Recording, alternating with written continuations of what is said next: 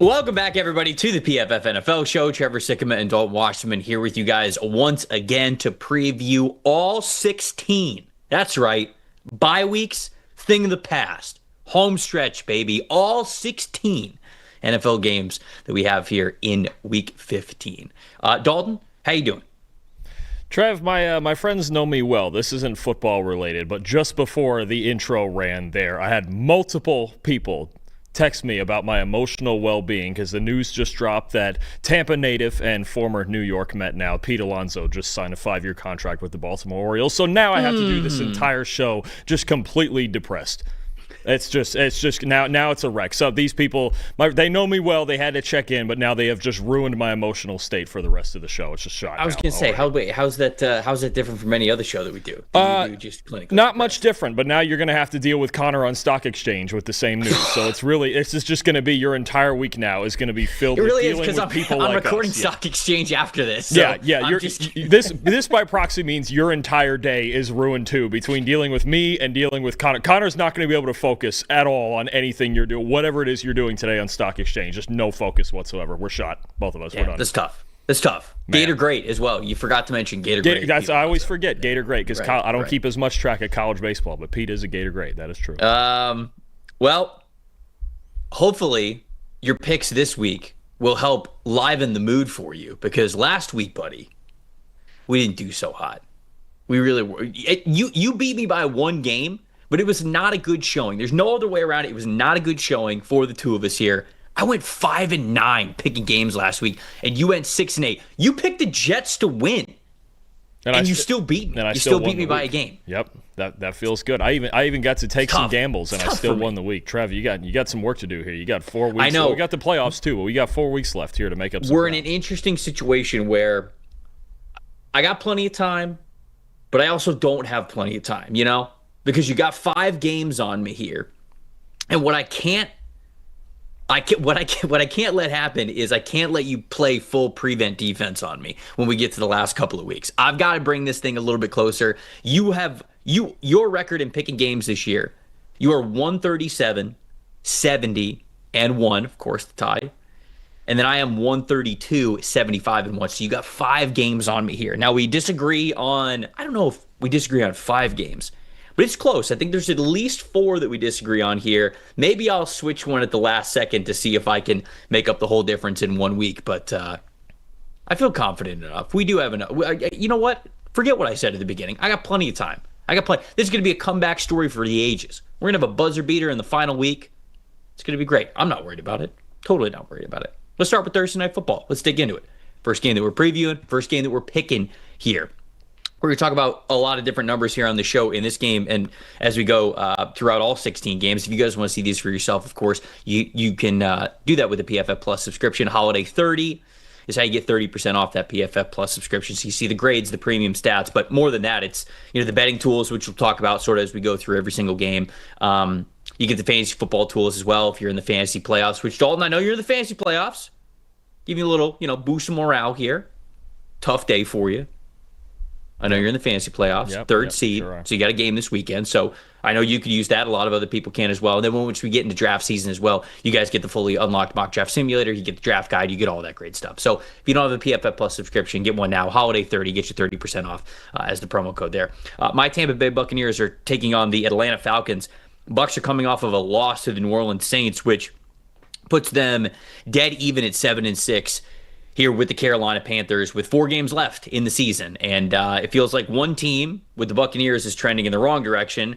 The Panthers are trending in the right direction. But as we've seen from so many teams this year. Week to week league, as they say. Dalton, you want to talk about the Falcons or the Buccaneers here to preview Thursday Night Football? We'll go with the Falcons offense, and obviously their focus is to run the ball, right? Kirk Cousins and the lack of receivers they have right now really makes the running game the focus of their offense, and it's something they struggle to do in week one against the Tampa Bay Bucs, even with Michael Penix as their quarterback as the vertical passing threat. And the Falcons almost won that game anyway, but they're going to have to run the football better than they did in that first game. Their two running backs, Bijan Robinson and Tyler Algier, combined for just 22 carries and 48 yards between them. That's not going to get it done in this game. Not a single explosive run between the two of them in that game. But the Bucs run defense, while it was good the first month of the season, it has really petered off since week 5. They are 21st in the league in run defense grade. They're 24th in yards per carry allowed, 4.6 yards per carry allowed. And I think, Trevor, we've talked about these two guys a lot. The two in the spotlight for me for Tampa Bay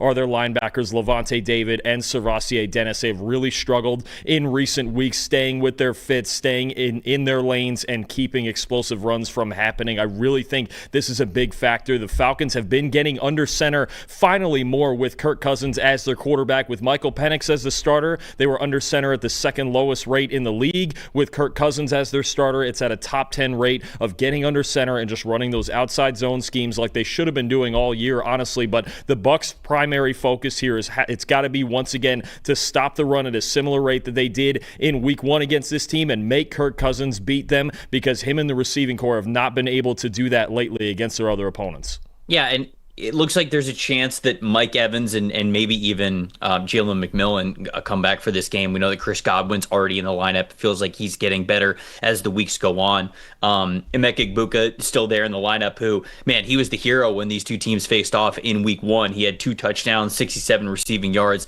He was the man, and he was a big reason why they were able to come back and win that game 23-20. Bucs did not really run the ball well. Baker Mayfield had 3 passing touchdowns, but it was sort of another game that ended up being the beginning of like, hey, Mayfield's just putting the ball in harm's way this season, and that has continued. I don't mean to sound like a broken record, but the fact of the matter is, and I said this on Monday's Great Release show after the Bucs lost to the Saints, they cannot win with Mayfield playing the way that he's playing. They can't. He has to play better. 27.7% uncatchable inaccurate pass percentage from Baker Mayfield since week 10 is the worst mark in the NFL. It's not even like he's middle of the pack. Forget about being, top 5, top 10, like he was when we were talking about him in the MVP conversation at the beginning of the year. He's worst in the NFL. You can't be worse in the NFL at a statistic like that, just not putting the ball anywhere near where it needs to be for your receivers to catch the football and expect to win, especially against a divisional opponent. So, look, this one's in Tampa. They're hosting this one this time.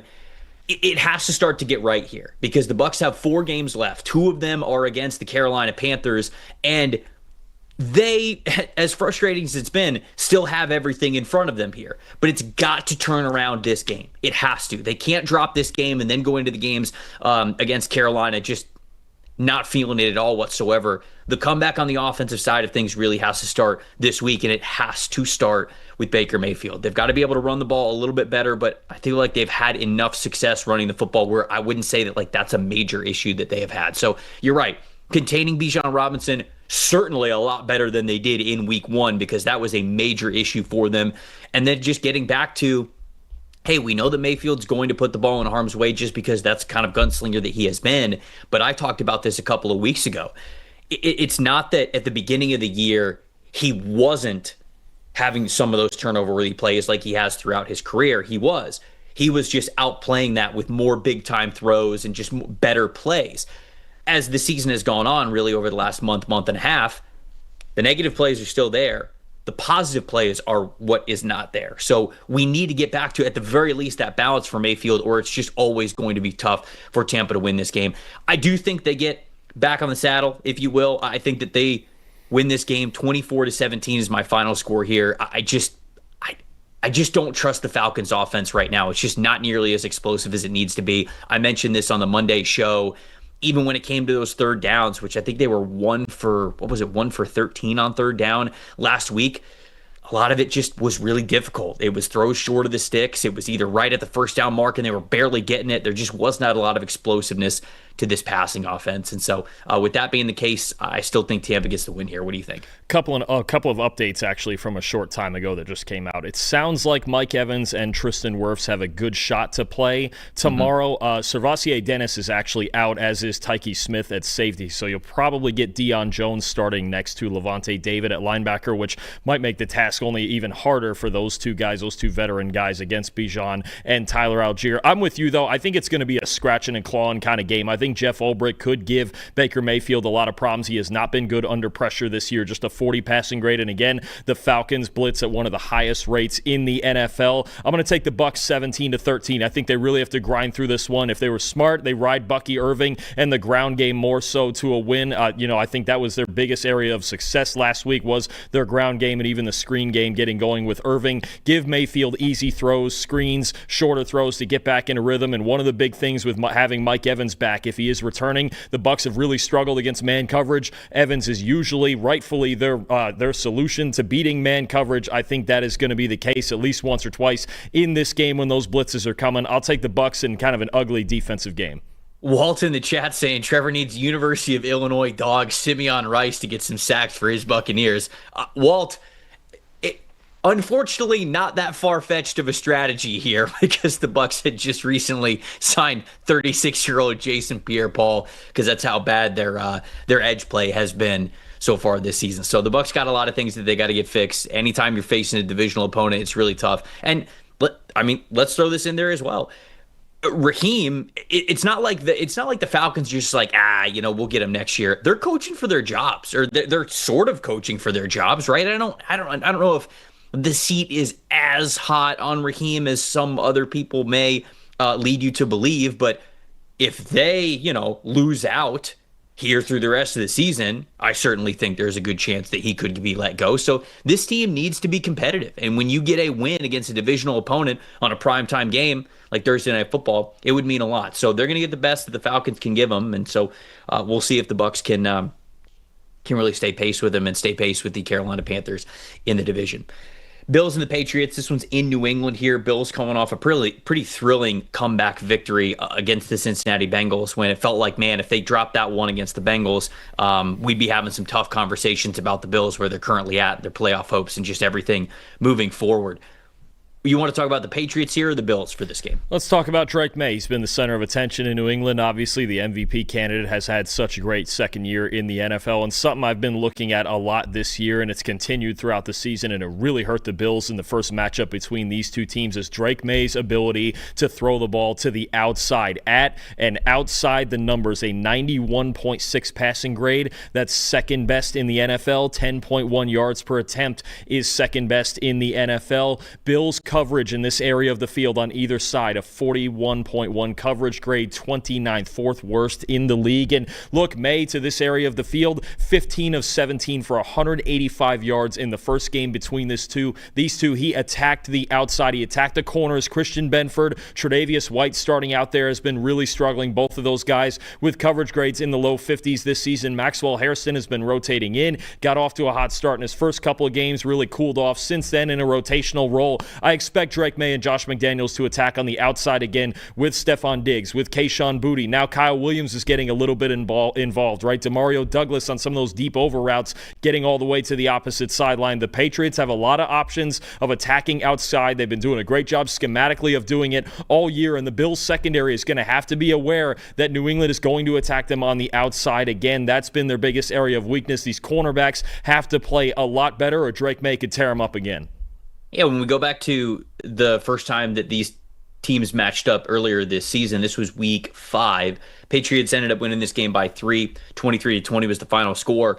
What the Buffalo Bills did well in this game, I think, leans into what they've been doing well as of late as well, and that is the heavy tight end game, tight end passing game. But it's more than just the passing game. It's just getting multiple tight ends on the field. Dalton Kincaid in that game in week 5, 6 targets, 6 receptions, over 100 yards in that game. And when you look at what the Bills' offense has been since week 10, they are second in the NFL in EPA per pass to the tight end position.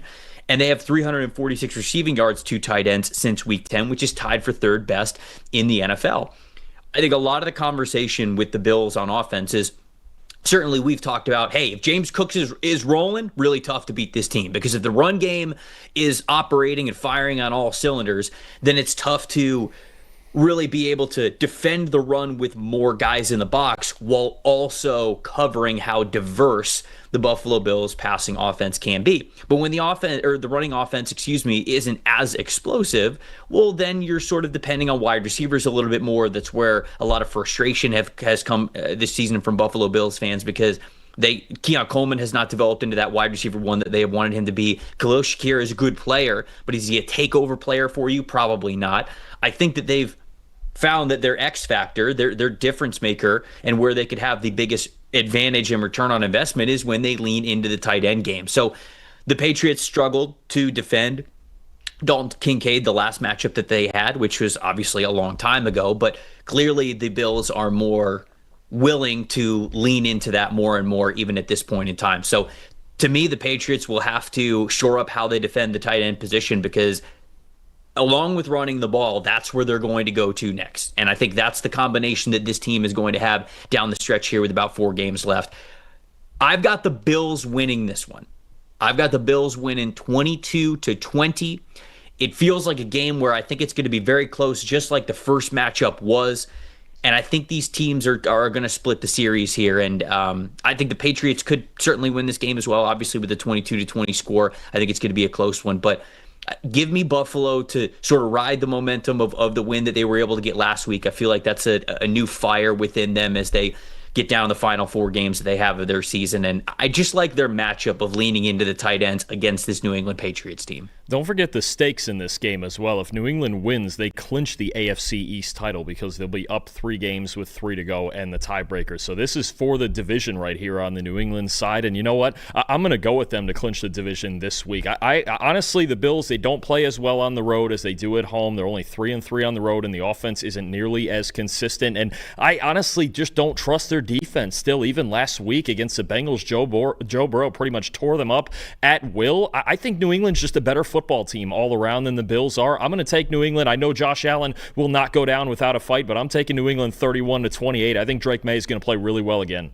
Yeah, I think the stat that you shouted out there of them being on the road and struggling a little bit more on the road, that is a big one. And that's sort of one where I kind of look at this game and I say, if you're ever going to buck that trend in a way that I think is very meaningful, I think it's got to start this week. So I just like the Patriots are going to be giving it their best, certainly the Buffalo Bills have to as well. So fun game, fun divisional game, as we have a lot of these this week. The Chargers and the Chiefs. Next matchup that we're talking about here. This one's in Kansas City, in Arrowhead here once again.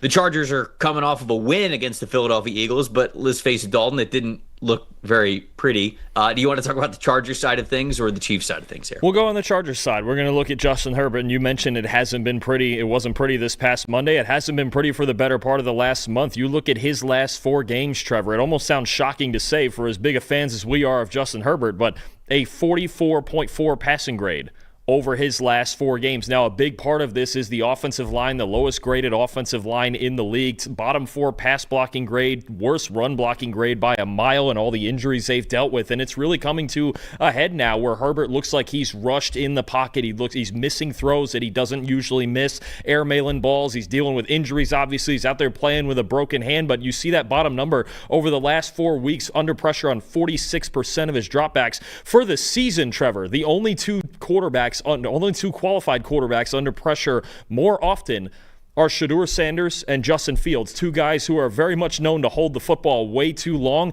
This is on their offensive line. They have to find a way to find any sort of pass protection. It felt like on Monday against the Eagles that Herbert was getting hit every single time he dropped back. I think there's a chance that Chris Jones could just have a field day on this team, and Steve Spagnuolo with the blitz packages, it could really work this week. I know a lot about the Chiefs pass rush. They've been criticized, and it's just nothing other than Chris Jones, but they have an opportunity here to take this game over, and Herbert looks rushed in the pocket. He's been inaccurate lately. It has not looked good on offense. They found a way to scratch out ugly wins with the help of their defense, but I just don't know that Justin Herbert can play at this level and beat this team, even though the Chiefs have been struggling on offense themselves.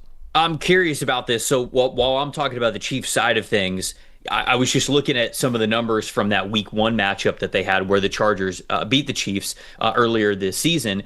We've got passes or plays, I should say, to Marquise Brown of 49 yards, Travis Kelce of 37 yards, and Tyquan Thornton of 38 yards. Could you look up for me really quick while I continue this what the target depth on those plays were? Because that is a very interesting part of this matchup, because we know that the Chargers and Jesse Minter have been very, very good this season at limiting those explosive plays deep down the field. So I wondered if, Andy Reid, Patrick Mahomes, Matt Nagy, if they sort of got the upper hand on Jesse Minter, because that's going to be an interesting part of this game if they still think that they can get open deep, because just not many teams have been able to get open deep versus this Los Angeles Chargers team. But going back to the Chiefs offense overall, Chargers, they're 20th in run defense grade since week 10. So they haven't been super stout against the run. We know that the big reason why the Chiefs offense has struggled as much as it has is because there's just no complementary run game with their running backs out of the backfield. Patrick Mahomes has been somebody who's had to pick up a lot of rushing yards with his legs to keep things going, and we just have not had a really good on-schedule run game here for the Chiefs, and it's a big reason why they've been struggling. So can they get a little bit more production now that Isaiah Pacheco is back? Like, can they get more production out of him? Kareem Hunt, I don't really think that you can expect a big ceiling from him. Even a couple of weeks ago when he had his most productive day, it was a heavy volume day from him, and that was the reason why you saw a lot of yards from him. It's not like he was super explosive as he had been in his younger years in the NFL. And then ultimately, Dalton, 5 drops for the Kansas City Chiefs against the Houston Texans this past week in their loss. And it was a variety of different players that were dropping the football. And unfortunately for them, it was a lot of key moments, a lot of third downs, a lot of fourth downs for them. And then the last drop that Travis Kelce had bounces off his hands. It's intercepted by Azeez Al-Shaair. And that was basically game at that point. So for the Chiefs, I think we're going to get a much more focused group this week. And so I am taking Kansas City to win this game at home. The Chargers are just so beat up. They don't look right on offense. I loved what I saw from Omarion Hampton. And so if Omarion Hampton has a really big game against the Chiefs, I think that they could certainly go in there and win. But outside of that, I think that this Kansas City team is going to be still supremely motivated, and maybe not motivated. Obviously, they can't win the division anymore, so they're not motivated for the division, but it's more of a sense of like individual pride. I've always felt like this Kansas City team has played with a lot of that throughout the run of what is their dynasty over the last 5 or 6 years. And I don't think those players are okay with the way that they played and executed last week against even a really good Houston Texans defense. So I think we get a more focused, disciplined, motivated version of the Kansas City Chiefs as a whole this upcoming week.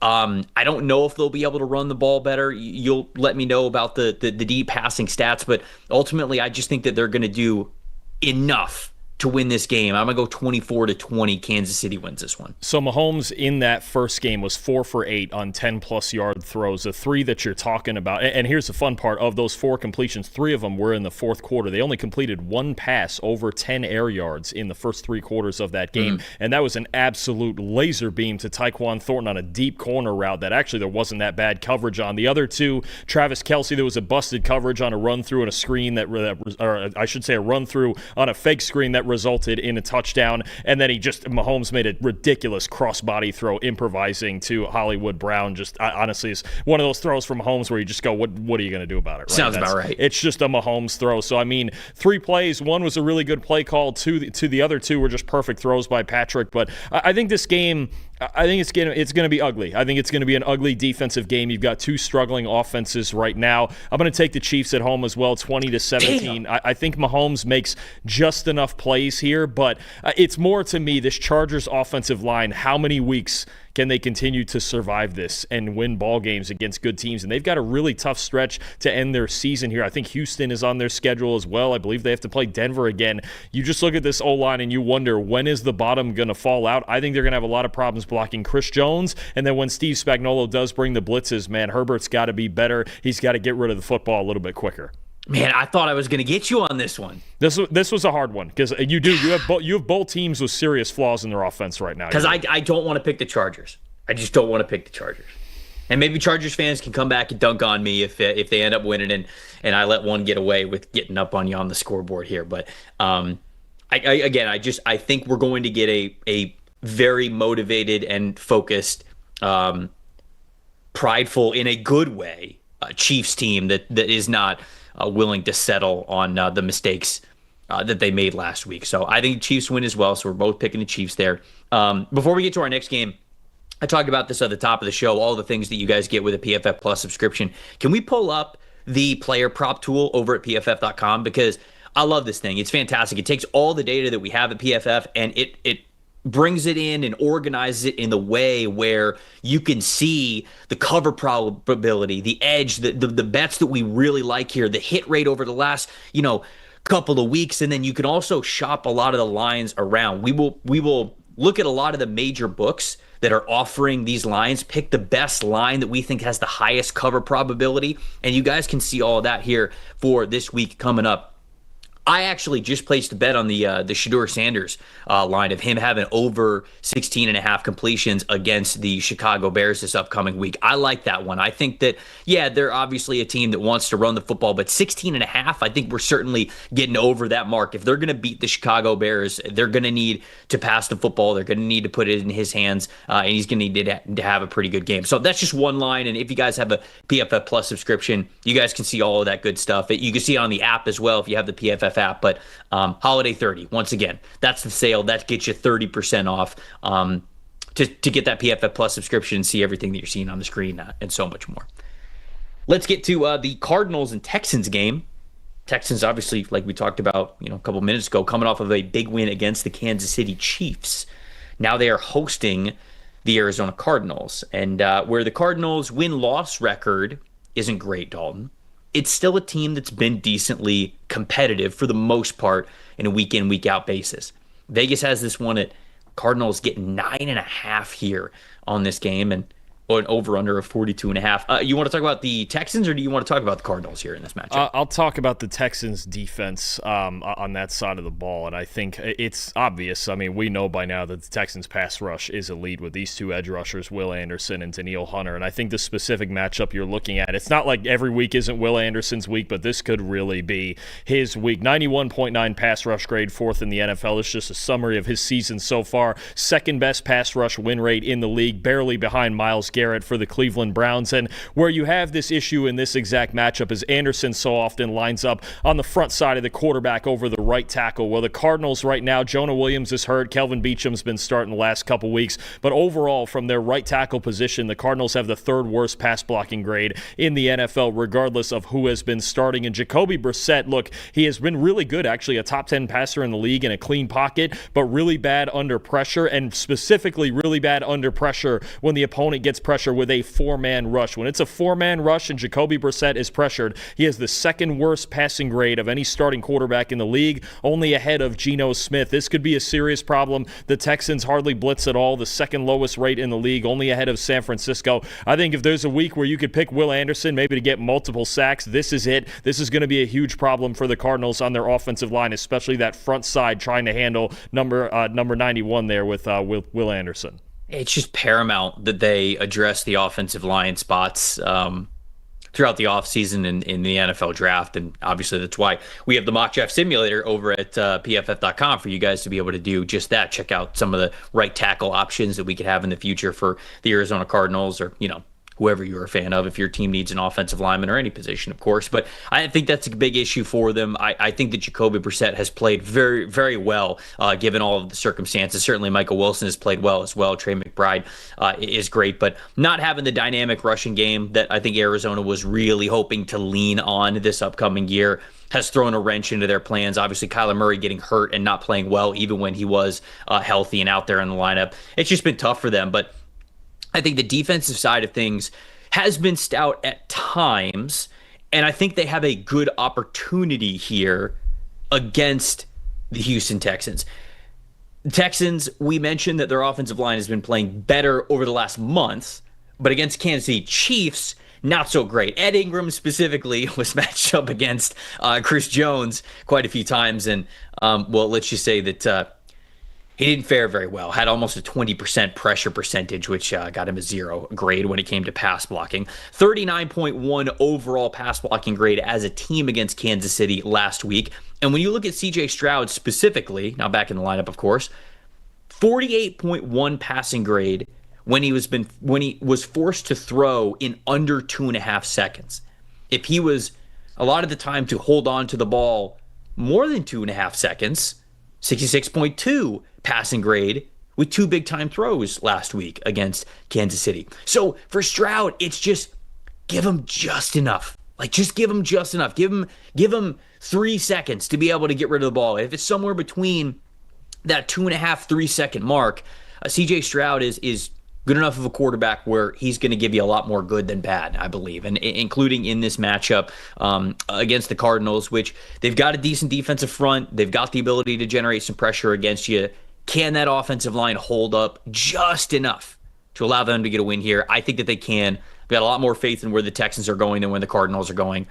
I'm going to say that the Texans win this game, especially with them being at home, 23-13. So I like that 9.5 point line that Vegas has there. I'm going 23-13. Houston wins this one. I'm with you. I like him by 10 as well, 24-14. I think Will Anderson, number 51, not number 91. No, Will Anderson, though, I think he is going to dominate. 91 is probably the passing grade that you've just seen so much next to Will Anderson. Exactly. Grade, it feels like he has it every week, or it's 9 pressures and 1 sack, or whatever it needs to be to get there. I mean, I do think the Texans defense is going to dominate this game. The Cardinals' inability to run the football, that's a real problem. I think if you're going to beat this Texans defense, you have to be able to run the ball. The Cardinals just can't do that. This is not the team. This is maybe the last team in football, I should say, that you want to be in obvious passing situations against. And the Cardinals' entire offense is an obvious passing situation. So I'm going with the Texans also by 10. Okay, so for our next matchup, we've got your New York Jets versus the Jacksonville Jaguars. Now, when you look at this game on paper, it's a 9-4 Jags team versus a 3-10 Jets team. You think, all right, this is going to be a quick preview. There's not really a matchup to focus on. I don't think that's the case. We got our guy Terron Armstead back this week to talk about the trench matchup and why those two young offensive tackles for the New York Jets really have their work cut out for them against the Jacksonville Jaguars edge rushers. Let's hear what Terron had to say about this matchup. Here we go. Jets, Jags. Maybe on paper, Terron, not the matchup that people are looking at like, oh, I got to make sure that I watch this game. But it's a big one for Jacksonville, right? They're in the driver's seat for the division, and you're playing a team that, all right, the Jets aren't doing so good this year, but you can't let your guard down because they can't let this one drop with Houston right on their heels. I'm going to start right there with you because you obviously have the player perspective. We love talking with you and getting your perspective here every single week. Talk to me about playing a team that the record book, the win-loss record, doesn't look so hot, and you guys are feeling great. Like, obviously, you were a part of some really great Saints teams in particular. What happened when you guys you knew you were cruising, you knew you were a double-digit win type of a team, and you had a week where you were playing an opponent that you knew wasn't having the best year? How do you get yourself continued to be motivated for that, focused for that, going into a matchup like this? Trev, I have to give a lot of credit to Sean Payton for this, for sure. He was a guy that prepared at the highest level. He never let us as a team fall into those trap games, look at records. He would always say, respect the game. Respect the game, respect the league. It's the NFL, any given Sunday. So the way that he prepared for every team, no matter if a team was 1 win or 10 wins, he put the same amount of time, effort, and energy into game planning. So he demanded the same from us as we prepared and got ready through practice. And if he saw the energy dropping, he saw the intention dropping, start it over. Start the whole practice over. So I learned that early from him. And it stuck with me throughout my career personally. Like, no matter the opponent, it's the NFL. I got to give my best every single time. Is there, I don't mean to put you on the spot, but like, was there a specific game or week that you maybe remember throughout your entire career when it was with Sean Payton, where you could almost just like feel him getting after you guys for maybe that, like you said, like lack of respect for the game? Like, again, you had so many great teams with the Saints. You guys were cruising. You guys were Super Bowl contender type of a team. So I don't know, is there any specific week or game or instance where you remember something like that happening where Sean was like, hey, you got to respect the opponent that you're going up against here? No, definitely for sure. We had a game against the Browns, 2014. We took them lightly, and we lost in Cleveland.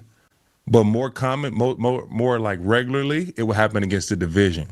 So we'll be up in the NFC South, and we got the Falcons who not playing well. They got 3 wins. We got the Panthers who's not playing well. They got 3-4 wins, and we've already played them once. We beat them nicely the first time. He hated that. Sean hated that. So those instances happened a lot more. Man, that's you got to respect the division opponents for sure. I like obviously I've heard plenty of players and coaches talk about that all the time. Beating a team once, okay, that's one thing. Beating them twice in the same season, very difficult thing to do. And obviously what you're talking about is a big reason why. All right, let's get into this matchup here. Let's talk about the trench matchups. We got the offensive tackles for the New York Jets. And look, we talked about, all right, not the best year for the Jets, but in the trenches, actually playing pretty well here, especially their offensive tackles. Olufashino on the left, Armand Membu on the right. Those guys are playing well, but they got a tough task this week. Josh Hines-Allen, obviously, he is who he is. He is just consistently one of the better defensive ends in the NFL. And then Trayvon Walker, he's missed a little bit of time this year due to a wrist injury, due to a knee injury, but he was back last week. He's back. He's feeling good. So talk to me about what these Jets offensive tackles are going to face. I know you faced both Walker and Hines-Allen before in your playing career. Talk about what these guys are going to face this week. That's a tough front, man. Not even just those two. They got the guys on the interior as well. But talking specifically Josh Hines-Allen and Trayvon Walker, you got 2 elite athletes to start off with. 2 guys that can move their gigantic bodies in a way that shouldn't exist, but they can. I was surprised to see the height of Trayvon Walker when I played him for the first time. He's like 6'7", 6'8", maybe. Really smooth athlete. Josh Hines-Allen, I've had more reps against him, more games against him.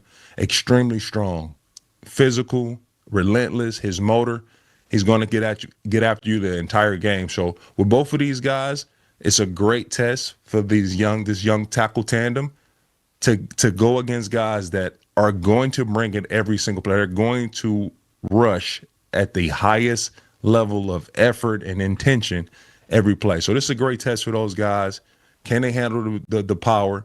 That's like always my biggest question when I'm looking at offensive linemen and evaluate O-linemen. Can you stop power? Do you have an anchor? Because if you don't, you'll struggle in this league forever. But if you can start building everything else around it. If you have an anchor, you can stop power, then you can start building the rest of your tools. That anchor will be tested this weekend for sure. I was going to say, my last question for you is just specifically going up against young offensive tackles. You know, you talked about at multiple times this week, I've asked you, hey, when you were a young offensive tackle, the things that you had to learn first and foremost. Hines-Allen is, I think the reason why he has such a high floor as much as a high ceiling is because he can throw a lot of different things out at you. And like you said, sort of that relentlessness that he plays with. What do you think these two guys are going to do to specifically go up against 2 younger offensive tackles? Is it really just leaning into that power game and sort of right off the bat, first quarter, first couple of series, it's like, hey, the speed to power, the bull rush, it's coming. And if you can't stop it, I'm just going to do this for the next four quarters. For sure. That right there. They're going to test it first. Test it early. See if these guys have an anchor. Can they stop my power? If not, if Josh Allen is able to continuously push the tackle back into the quarterback and Trayvon on the other side as well. But his is more of a long arm opposed to like a 2-hand bull rush. Josh Hines-Allen, he's coming with this bull rush, like straight clashing. So they're going to test that early first. Before you go to any other moves, they're going to try that first. And then they both have cross-chop, nice inside counters as well. So it's a full bag. They got the tools for sure, not just power rushers, but it's going to start with that. That's the foundation. That's going to be fun. Jags can't take the Jets lightly, and they can't take these young offensive tackles lightly either because both these dudes are playing really well. Foxnew's coming along, really nice last 6 games here from him. Membu's settled in very nicely in his rookie year. So just because the record is what it is for New York and just because these offensive tackles are younger guys doesn't mean it's going to be easy for them. The Jags are obviously going to have to bring it. Terron, we appreciate it as always, my friend. Sir, appreciate you. All right, there we go. That's Terron's take on this game. Dalton, what is your take on this game? Where are you starting, Jags or Jets here? My take is that we have no idea who the Jets are starting at quarterback, whether that'll be Tyrod Taylor or Brady Cook, and they're going to want to run the football, but that's been very hard to do this season against this Jacksonville defense, especially when Devin Lloyd is healthy at linebacker. You look at this Jags run defense for the season, all right? 10th in run defense grade, 5th fewest yards per carry allowed, 5th fewest touchdowns allowed, 3rd fewest explosive runs allowed. And when you watch this team, they're so in sync constantly, especially at that linebacker level with Devin Lloyd and Foye Oluokun. They flow so well to the football, and they just don't let you get to the outside. Linebackers are so often taught when you're on that front side of a play to funnel things, attack the outside shoulder of whoever's blocking you, and funnel things back in so the backside guys can make the tackle. They do that as well as anyone in football right now. They've seen the 2nd fewest off-tackle runs in the NFL, and it's not for teams a lack of trying. It's that they force it back inside, and they make teams run through the teeth of the defense. They also only allow, even when teams do get to the outside, 2.5 yards per carry on off-tackle runs. By far the best in the NFL. This Jags defense is fast. They flow to the football really well, and they do not let you get outside. If they continue to play like that, the Jets are going to have a really hard time running the football and scoring, because we know they have a hard time throwing it.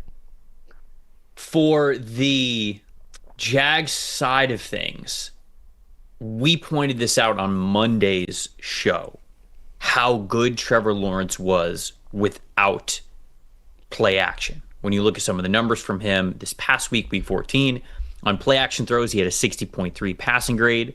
No play action, 91.3, an elite passing grade. And when you and I went back to watch that game, we talked about this on the grade release show. He just looked very, very confident. He looked like he knew exactly where his wide receivers were going to be. He looked like he knew exactly what the defense was doing. He was letting the ball go and winding up before these dudes were even open. And he was throwing it to, truly, they say, like, hey, don't throw it to an open receiver. Throw it to the spot where he's going to be when he's going to be open. That's how you have to win in the NFL. And Lawrence hasn't always done that throughout his career, but he really did that last week at a very, very high level. I took that sample size and those parameters and I expanded it throughout the entire 2025 season. And the numbers are they tell the same story from Trevor Lawrence this year. When he is operating with play action, 61.8 passing grade. And when it's no play action, 75.9. So not quite in the 90s like it was for a single game sample size last week, but clearly he is just seeing the field better when he doesn't have to take his eyes off of the coverage, right? Because when you run play action, in order to sell play action the way that you want to, obviously, like if it's some sort of, you're in the shotgun, you got the running back next to you, like you could do a little bit of a play action where you're just holding the ball out. The running back kind of, it's that little very quick and easy play action where you can keep your eyes down the field. But a lot of other times with play action, like, hey, you're trying to sell the fake, or certainly if you're under center, you're turning your back to the defense, and then after the play action, you got to turn around, and now you're evaluating what the defense is doing post snap for the first time, about a second and a half after the ball is in your hands. And so it's just a different type of game to see the defense at that point in time in the play versus right when you get it in your hand. You're analyzing exactly where they're going from their pre-snap stance into where they're going post-snap. Lawrence is comfortable doing that. And so I'm curious to just see how much of that goes into this game. Because again, the records are what they are with these teams. You're totally right. If the Jets are not able to run the football at a pretty high clip, probably not going to win this game. But for me, this is a game that, not that you take it lightly, because Terron told us you can't take any games lightly. I want to see the Jags build off of what they did last week. I want to see if this is going to sort of be an identity for them where we go, hey, let's lean into Trevor just having a little bit of extra time to scan the field, because when he does that, obviously it's been really good and it's been a high return on investment for us this season. Do we see a little bit more of that this week? Regardless, I got the Jags winning this game. 23-11 is my final score here. We're going with an 11 for the New York Jets. What do you got, Dalton?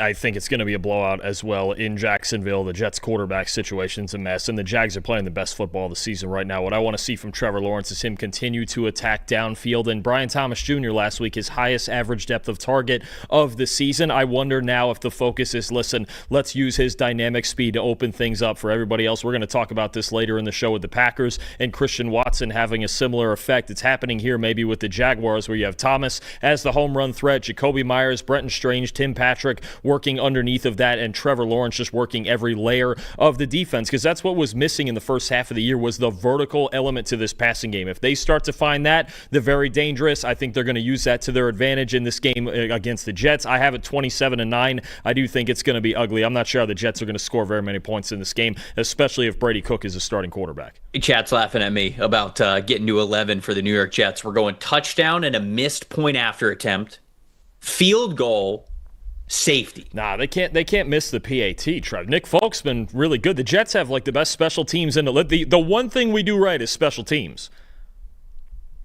Look, you don't have to like what I'm saying, but I'm telling you how we're getting to 11. That's how we're getting. Or we could do 3 field goals and a safety. Or a 2-point conversion. Maybe just go for 2. No, you can't take. Apparently, you can't take Nick Folk off the field. You can't go for 2. Well, sure, but if you're behind enough, you're chasing points, late in the game, just get Brady Cook another rep, or get Tyrod Taylor another rep, whoever it's gonna, But I'm sure they will find some way to get there. And honestly, they'll probably end up, because we went on each end of it, they'll probably end up with 10 is what's going to happen. Yeah, probably. You're right. 10 is actually the number that's a lot more common and achievable anyway, so that'll be funny if they actually end up with 10 points. The Ravens taking on the Cincinnati Bengals here. You want to talk about the Ravens or the Bengals side of things? I'll go with the Ravens defense. And, for as much as we talk about the Ravens, they've made improvements in the back seven. Kyle Hamilton playing kind of this pseudo linebacker roles made him a lot better in run defense. But if there is one big problem this Ravens defense has, it's getting to the quarterback. Trevor, they have the 3rd lowest pass rush grade in the NFL. They have the 4th lowest pressure rate. And I was actually shocked to learn this when I was prepping for this game. The Ravens are dead last in pass rush win rate.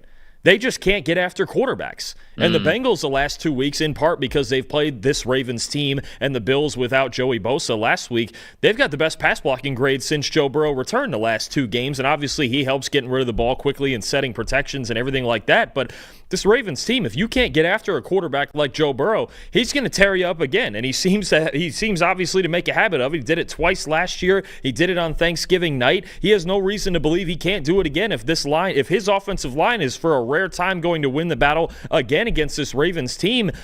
He could just put up too many points in clean pockets for the Ravens to win this game. And then they tried to blitz him in that Thanksgiving game, and he had a 90 passing grade against the blitz. So, I think the Bengals did a great job in the first game. First of all, keeping the football away from Kyle Hamilton, right? Setting up formations where Hamilton was going to go to the passing strength of the offense, to that side, the passing strength of the offensive formation, and then getting the ball away from him. Now, can you do it every play? No, because Kyle Hamilton makes plays. It's what he does. He's a superstar, but they did a great job of keeping things away from him, attacking Marlon Humphrey in the slot, attacking Teddy Buchanan at linebacker. But at the end of the day, all of this is possible because the Ravens don't have a pass rush. We even saw it against Aaron Rodgers last week. Too many clean pockets, too many vertical shots down the field from clean pockets, especially in the first half of that game. The Ravens have to find some way to pressure Burrow, or they're going to be in big trouble again on defense. Yeah, I agree. And then obviously the Bengals faced this team, 2 weeks ago, and they whooped them. And I think that, okay, again, like we've talked about here on the show a lot, it's hard to beat a team twice. I get it. But when you see them this close to when you beat them previously, it's hard for me to think that the game's going to go too drastically different, especially when we've got a lot of themes and stats to say, hey, this is kind of your identity here in the 2025 season. For the Ravens, I look at the run game, and the run game for them was extremely dominant last year, and it's just not the same this season. Through 14 weeks, so I'm using the same sample size, in 2024, so last season, they had an elite 91.8 rushing grade as a team. This year, 75.3. That's completely different. That's not even the same level of dominance. 5.7 yards per carry average last year, 5.1 this year. 2.1 yards before contact average last year, 1.9 this year. And then this is the number, Dalton, that is really, I think, the biggest difference maker here. And this is how you get the big gap between their rushing grade this year versus last year. They had, through 14 weeks, 93 missed tackles forced in the run game. This year, they only have 46. They're just not nearly as dynamic of a team. Now, the offensive line's not holding up nearly as well, but Lamar Jackson's not the runner that he has the potential to be, that we have seen him be in years past. Derrick Henry looks like he's a step slow when it comes to maybe not like top speed and that speed to power conversion that he has as a runner, but the wiggle, truly making guys miss. It's just not the same here for the Baltimore Ravens. And unfortunately, that's what you want to be able to do against the Bengals. You want to be able to hold on to the ball, control things, own the time possession, and keep Joe Burrow on his sideline. And you talk about them not having a lot in pass rush. I don't think they have enough in the run game, because certainly when you go to the pass game, that has its own frustrations. If it's not a big Zay Flowers day, what is it for this team? They haven't been explosive running the football. The tight end passing game has been hot and cold. So have all of the receivers outside of Zay Flowers. It's just hard to look at this Ravens team and feel good about them going into any matchup, especially one that they just lost pretty easily a couple of weeks ago. So, look, all that to say, I'm saying this out loud, which means that I'm sure I'm going to get burned for it. It's a week-to-week league. I'll take the Bengals, 28-23. I think it's going to be closer than it was last time, but it's much harder for me to buy into the Ravens winning this game than it is me buying into the Bengals now being able to win this one at home. No, I'm with you. The only two games really this year where their pass defenses look consistently good for 60 minutes were their two games against the Browns. Those are the two highest pass rush grades of the year. They're the two highest coverage grades of the year by far. So when they haven't played Cleveland, they've really struggled in pass defense, and this is not the team you want to struggle against. I think Joe Burrow and the Bengals get it done. I think they keep themselves at least alive for another week. Bengals 27, Ravens 21. Raiders taking on the Philadelphia Eagles in Philly. Obviously, it's not a great season for the Raiders. They're sitting here with the number 2 overall pick for the 2026 NFL Draft with 4 games to go. But I think that this is a big one for Philly. You know, coming off of that loss, the way that they lost, and how big of a struggle it's been for them on offense.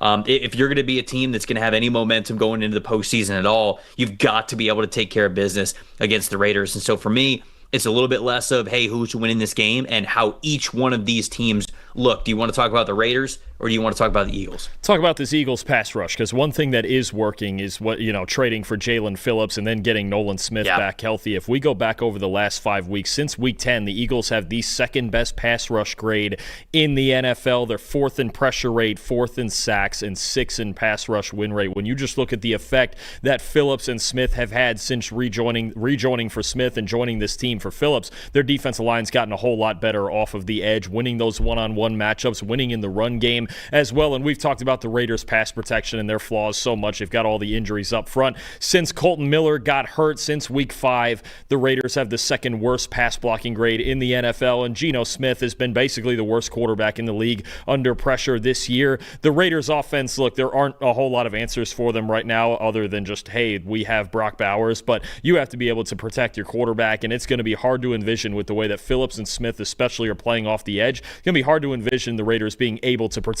Geno in this game. When I look at the Eagles side of things, it's very much a similar conversation to what we just had about the Baltimore Ravens. They are a team that really wants to run the football, but they're not dynamic at running the football. And when we saw the Ravens last year, they absolutely were. And when we saw the Philadelphia Eagles on their run to the Super Bowl, they absolutely were. When you look at the last 3 games for the Philadelphia Eagles, these are 3 games in which they have not had Lane Johnson out there as he's dealing with that foot sprain. 62.0 run blocking grade from this team. That's not what we are used to seeing from Philly. Over the last 5 years, this Eagles offensive line has been one of the most dominant ones in the NFL, not just from a pass blocking perspective, but also from a run blocking perspective. They had an 82.6 run blocking grade an 82.6 run blocking grade last season compared to just a 76.5 in this season. And then when you look at Saquon Barkley specifically, 2.6 yards before contact in 2024 average, 1.4 yards before contact average here in 2025, 60 missed tackles forced per attempt in 2024, 38 all year this year from Saquon Barkley. So they haven't been run blocking the way that they have been really, I would say, over the last 4 to 5 years. And Saquon Barkley he has not been as dynamic this year. And when you look at this matchup against the Raiders, I started this preview saying this kind of has to be a get-right game for Philly because the Raiders' run defense is a 48.3 all season. You've got to impose your will against this team. And if they don't, I am just really worried about the Eagles. You remember a couple of years ago when, what did the Eagles start like? Weren't they like 10-0 or something? And then they ended up really sputtering down the season. I think they played Tampa in that playoff game, and Tampa beat them. And it was sort of like a foregone conclusion that Philly's season had ended like 4 weeks earlier because of how poor that they were playing. We are potentially running that back here with Philly. And if they don't look good against this Raiders team, especially at home when they are double-digit favorites with everything on the line, now that it is crunch time in the month of December, yeah, I'd start to get worried about who this team's going to be in the postseason. Yeah, no, that year you're talking about 2 years ago, they started 10-1, then they lost 5 of their last 6, and then they lost to Tampa in the playoffs in that blowout loss. And really, just everything went wrong for them, right? They couldn't stop the run. They couldn't score at all on offense. It feels like a similar vibe here with this team. But I honestly, I think for as much as, yes, we're worried about that and we're worried about the collapse for the Eagles, and now they're still very much in the race in the NFC East with the Dallas Cowboys, the Raiders, what do they have? I mean, this is the problem when you're looking. If the Eagles ever lost this game, I mean, those people might burn down the stadium. Honestly, you can't lose to this Raider team the way that they're playing. You've mentioned it before. It's Brock Bowers, it's Max Crosby, and beyond that, it's basically been a train wreck in recent weeks. I'm taking the Eagles 24-6. Has to look good for the Eagles this week. I'm going 27-14, sort of that line right there of 11.5. It has to look better for Philly. It's do or die, basically, for this matchup here. The Browns are taking on the Chicago Bears in Chicago. Bears coming off of a last-second heartbreaking loss to Green Bay last week. In Packers territory. You want to talk about the Brown side of things, who are they themselves coming off a loss against the Tennessee Titans, or do you want to talk about Chicago? Well, Trevor, you know me. Any opportunity that I get, I'm going to talk about Shedeur Sanders. I don't know how long. I don't know how long we're going to get to be able to do this, but we're going to talk about it. And listen, it's kind of what we said about him at Colorado, and obviously he doesn't always handle pressure the right way, backing out of the pocket, putting the ball in danger, things like that. But the last couple of games when he's been in a clean pocket, he's actually looked pretty good. His last 2 starts, an 84.1 passing grade in a clean pocket. Trev, that's the 6th best in the NFL. About a 90% adjusted completion rate, 9 yards per attempt, 2 big-time throws, and no turnover-worthy plays. And look, the one caveat here is that his average depth of target in these spots is pretty low. Kevin Stefanski has at times tried to help him out with the screen game and some easier throws, but when he is kept clean back there, which isn't very often behind this Browns offensive line, he's looked okay. You saw it in spurts last week when he was able to step up in the pocket and have the confidence and trust in his offensive line. He looks like a guy who could fulfill the potential that he has, right? It was kind of the same way at Colorado. There were games where, yeah, their offensive line was just such a train wreck that he had to bail out and improvise and make plays. But the days when he stepped up and he trusted them and trusted the protection, he can step up and make some really nice throws. He played a really good game last week outside of a couple of mistakes against Tennessee. And this Bears secondary, look, if they're not getting turnovers, we saw it last week against Jordan Love, now completely different team, the Browns and the Packers, although they did beat the Packers. It's just one of those things where he has the ability. It's right there. He can move a little bit. He can step up in the pocket. He is accurate when his feet are set. It's not like he's a non-threat back there, right? I think a lot of people are like, oh, he's just overrated. And this guy was fantastic in Colorado, and it was shown then and it's shown now. If you get him protection, which he hasn't had a whole lot of even with the Browns, if you get him protection, he's looked okay. I think the Bears and their pass rush need to be able to do a good job instead of giving Shedeur opportunities back there like Tennessee did last week. Yeah, I think that Shedeur is certainly giving them more than any of the quarterbacks that they have started before him this season. We talked about that on Monday. It should be his job throughout the rest of the season. It really should. They have to figure out what they have in the quarterback that gives them the highest ceiling, and I think that Shedeur is that. So I'm excited to see him play in this game, especially against a defense that is very good at forcing those turnovers, right? Like, is Shedeur going to be able to keep the ball out of harm's way? Because we watched last week with him against the Titans. I mean, that throw to David Njoku in the end zone was just an absolute beauty. The throw to Jerry Jeudy, that layered throw between the corner and the safety, again, just an absolute beauty. He had some nice tight window type of throws that we saw from him last week. The Bears have been able to take those tight window throws and not just turn them into forcing completions, but sometimes interceptions, which can be backbreakers, right? We've seen some mistakes from Shedeur like earlier in the season. Do we see that growth from him against a defense that has been pretty ferocious and leads the NFL in the turnover margin? I'm excited to see this matchup for him. On the Bears side of things, you talked about this on Monday, the lack of explosive runs last week for the Chicago Bears against the Green Bay Packers. 0 explosive runs, so runs of more than 10 yards last week. The Browns, 2 explosive runs against the Titans last week, which ended up being big reasons why they lost to the Titans. But they've only allowed 27 explosive runs all year long. That is 11th best in the NFL. So it's interesting. You look at the total season output for the Browns, and they've really been able to clamp down on the run game and not allow those explosive runs. But certainly that was the reason, that was, I think, a big reason, I should say, why they weren't able to win against the Titans last week, because Tony Pollard had a couple of really big runs on him, and they ended up not just going for big yardage and first downs, but for touchdowns. Do they shore that up? Do they contain that a little bit better? Because we know that Chicago wants to stay balanced in what they do. Did they get the explosive run game back this week? That's what I'm looking forward to seeing. I think this is tight. I think this is close.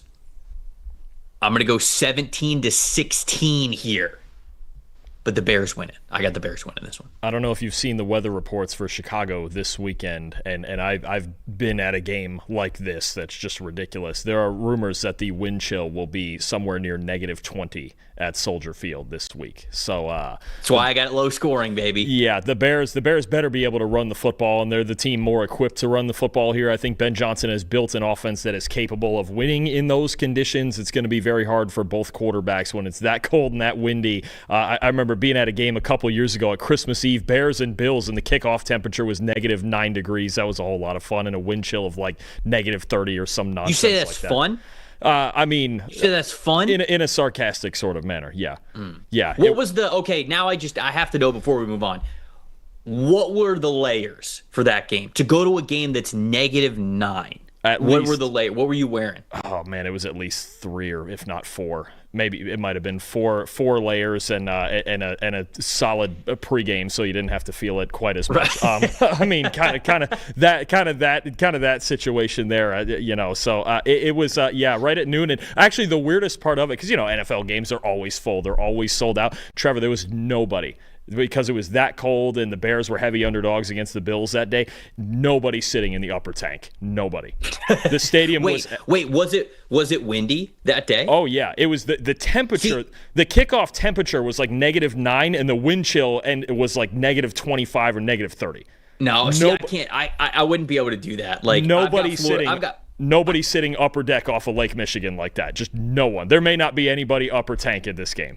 I've got enough Florida blood in me where I stay away from these situations in general. If you told me that it was just bitter cold, like something around like 0 or in the negative degrees, you could throw on a couple of layers, go to a football game, maybe have a good time with your buddies, whatever that is. But if you throw wind in there, now I'm out. I can't. That's where you lose me. That's where you lose me. I can't do the wind chill stuff. Can't do it. No, they're going to be those two teams. You're going to see it out there. They're going to be hurting out there this week. It's a rough Chicago day that's coming on Sunday. But I have the Bears 20-13. I think the run game is enough to get through in this game. And really, I think a heavy part of this is which team is going to force a couple of turnovers and get themselves a short field, because I do think it could be in those conditions hard to throw the football.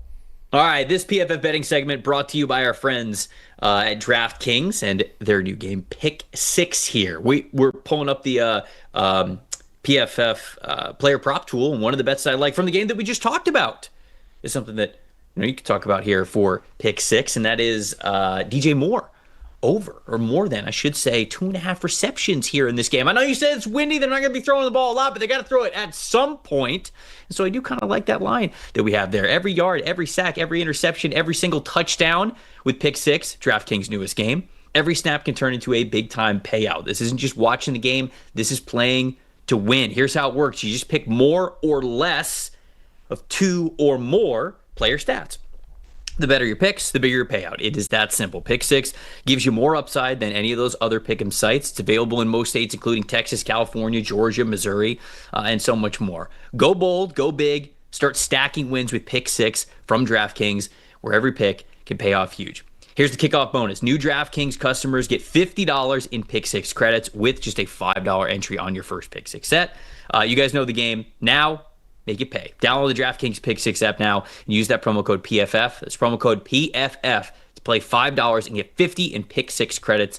Make the call, ride the upside. In partnership with DraftKings Pick Six, the crown is yours. If you got a gambling problem, call 1-800-GAMBLER. Help is available for problems with gambling. Call 888-789-7777 or visit ccpg.org in Connecticut. Must be 18 plus, age and eligibility restrictions vary by jurisdiction. Pick Six not available everywhere, including New York and Ontario. Void where prohibited, one per new customer. Bonus is awarded as non-withdrawable Pick Six credits that expire in 14 days. Ends December 2nd at 11:59 p.m. Eastern Time. Terms at picksix.draftkings.com/promos. All right, Trev, real quick before we start the next one. You want the continuation of just how depressing this day is, real quick. As we're doing this Bears preview, I got a text message rolls across my screen, and this is a sick way of finding a silver lining, and this is how you know us Met fans are just sick. All right, my dad texts me, and all it was, no context, no nothing. He just goes, "At least it wasn't the Yankees."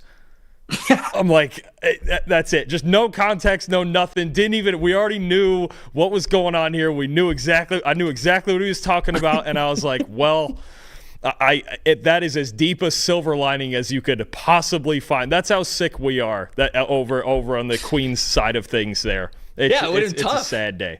Would have been tough. Yep. I mean, it still is tough. It's still very tough. The fact that that's like the 1% of positivity that we find in that just shows you just the level of sick that we are. And again, you're going to have to do this all over again on Stock Exchange. But man, it's a rough day. That's how I just get people just keep checking in on me, man. I'm getting through it. We're getting through this show, then we'll see how we handle things later tonight. We will see. I don't know. Speaking of New York.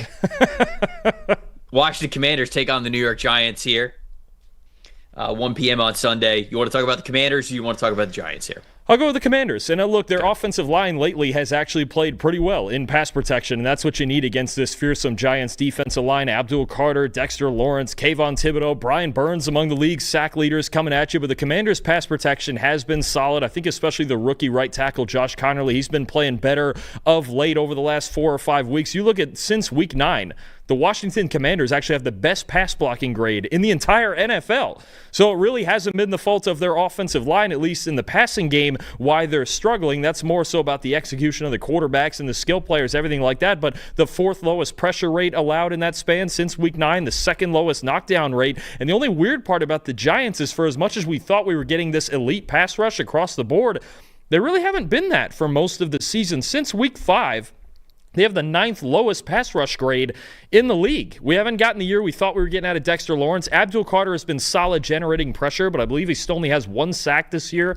Brian Burns has been racking up sacks. They just haven't been quite as good on this side of the ball. So as much as the Commanders are struggling in their passing game, their offensive line is giving them a chance. And whether it's Jaden Daniels or Marcus Mariota this week, they have been protected. They just need to execute the throws. And Cliff Kingsbury, honestly, has just got to call some better plays than he did, I think, especially on 3rd and 4th down last week against Minnesota. The Giants aren't going to blitz as much for the most part. You know what's coming, and your quarterback should be protected the way that both units in the trenches are playing right now.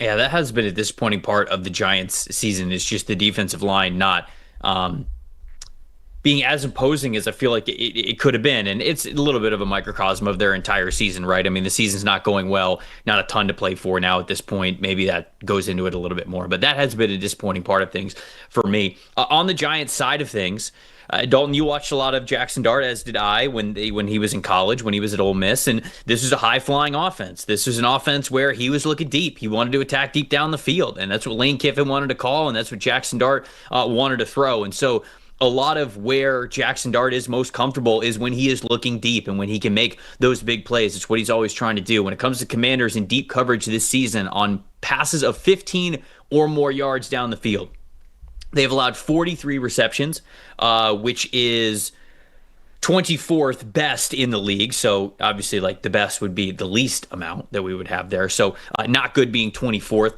49.7% completion percentage, which is 30th in the NFL, which is, again, saying that they're the third worst and have allowed the highest completion percentage on passes of 15 or more yards. And then 1,197 passing yards. Again, that is 27th most in the NFL. So, that's ranked 27th. And again, they're not good. They're not good at defending the deep pass. That's what I'm trying to say here, is they're not very good at it. It should line up towards what Jackson Dart wants to do, and because of that, I think that this is going to be a game where he at least completes a couple of those deep passes. All of that to say, I know the Commanders didn't play great last week, but the week before they played pretty well. They almost beat the Denver Broncos, who have one of the best records in the NFL, and they did so with Marcus Mariota when he was preparing to be the full-time starter. I believe right before we went live on this show that it was official that Jaden Daniels, okay, they didn't have more structural damage to his non-throwing arm, but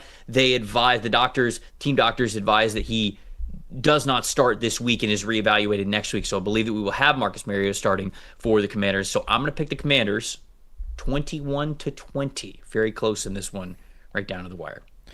I am taking the Giants, and I had the Giants written down before the show anyway, but now I'm taking them because somebody in New York needs a win today and this week, so now we're really going with it. I'm usually not the Giants fan. Obviously, I'm a Jets fan, but you know what? We're going with it. Somebody in New York's got to get a win. I don't think it's going to be the Jets over Jacksonville. We will take Jackson Dart and the Giants over the Commanders 23-20. That's actually a good point. But I'm going to lean into New York fans just having the worst week ever and say that the Commanders get the win. As we often do. That is true. Especially on the side of all the teams I root for. It's tough. I'm playing the numbers. Here, as we do here at Pro Football Focus. Lions and the Rams. This could be an absolute shootout. This could be a phenomenal game here. Dalton, do you want to talk about the Rams or the Lions side of things? We're going to talk about the Rams. And honestly, Trevor, I tried to narrow this down to one specific thing. And then when you look at this Rams offense, they're just so darn good at everything. So you remember how I talked about 5 of the 15 highest graded offensive games by any team this year belong to the Rams. And all 5 of those games are since week 9. Let me get you some context real quick on what that means. Since week 9, all right? A 6-game span for the Rams. They are first in passing grade. They are first in receiving grade. They are first in rushing grade. They are first in run blocking grade. And they are 9th in pass blocking grade, which you might go, okay, that's the kryptonite. But I will tell you right now, if they play the rest of the season with the 9th best pass blocking in the league, they're going to win the Super Bowl.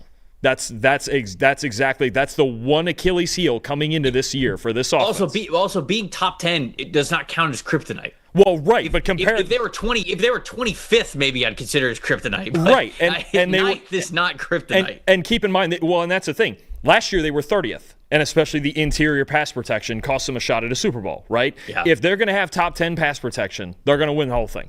That's where I'm at right now. I still think this is the best team in football. And when you look at their 3 losses, there was some level of sheer buffoonery involved in all 3 of them. I still think this is the best team in football. And you just look at the raging hot stretch that their offense is on. Stafford, Puka, the craziest stat I found out of all of these so far this week. Puka Nacua this year, Trevor.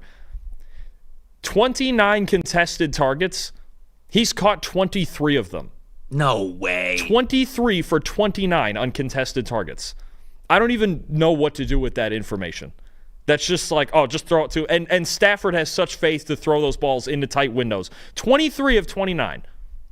What's the most contested catches in a single season? I'd have to. That would take me a minute of digging through while you're going in your rant to find that. Okay, I'm gonna go on my rant really quick. You should look that up because I don't think 23 will be super close to what the record is going to be. But for him to have 23 and the percentage of contested catches that he has made, I think might be on like a historic pace here for Puka Nacua. Okay, I'm going to talk about the Lions, and I'm going to talk about a player who has not just been unbelievable this season, but also last season too, Jahmyr Gibbs. I'm not shattered any glass here, breaking any news about how good he has been. But I just wanted to take a second to truly talk about the level of play that he has been at over the last 2 seasons.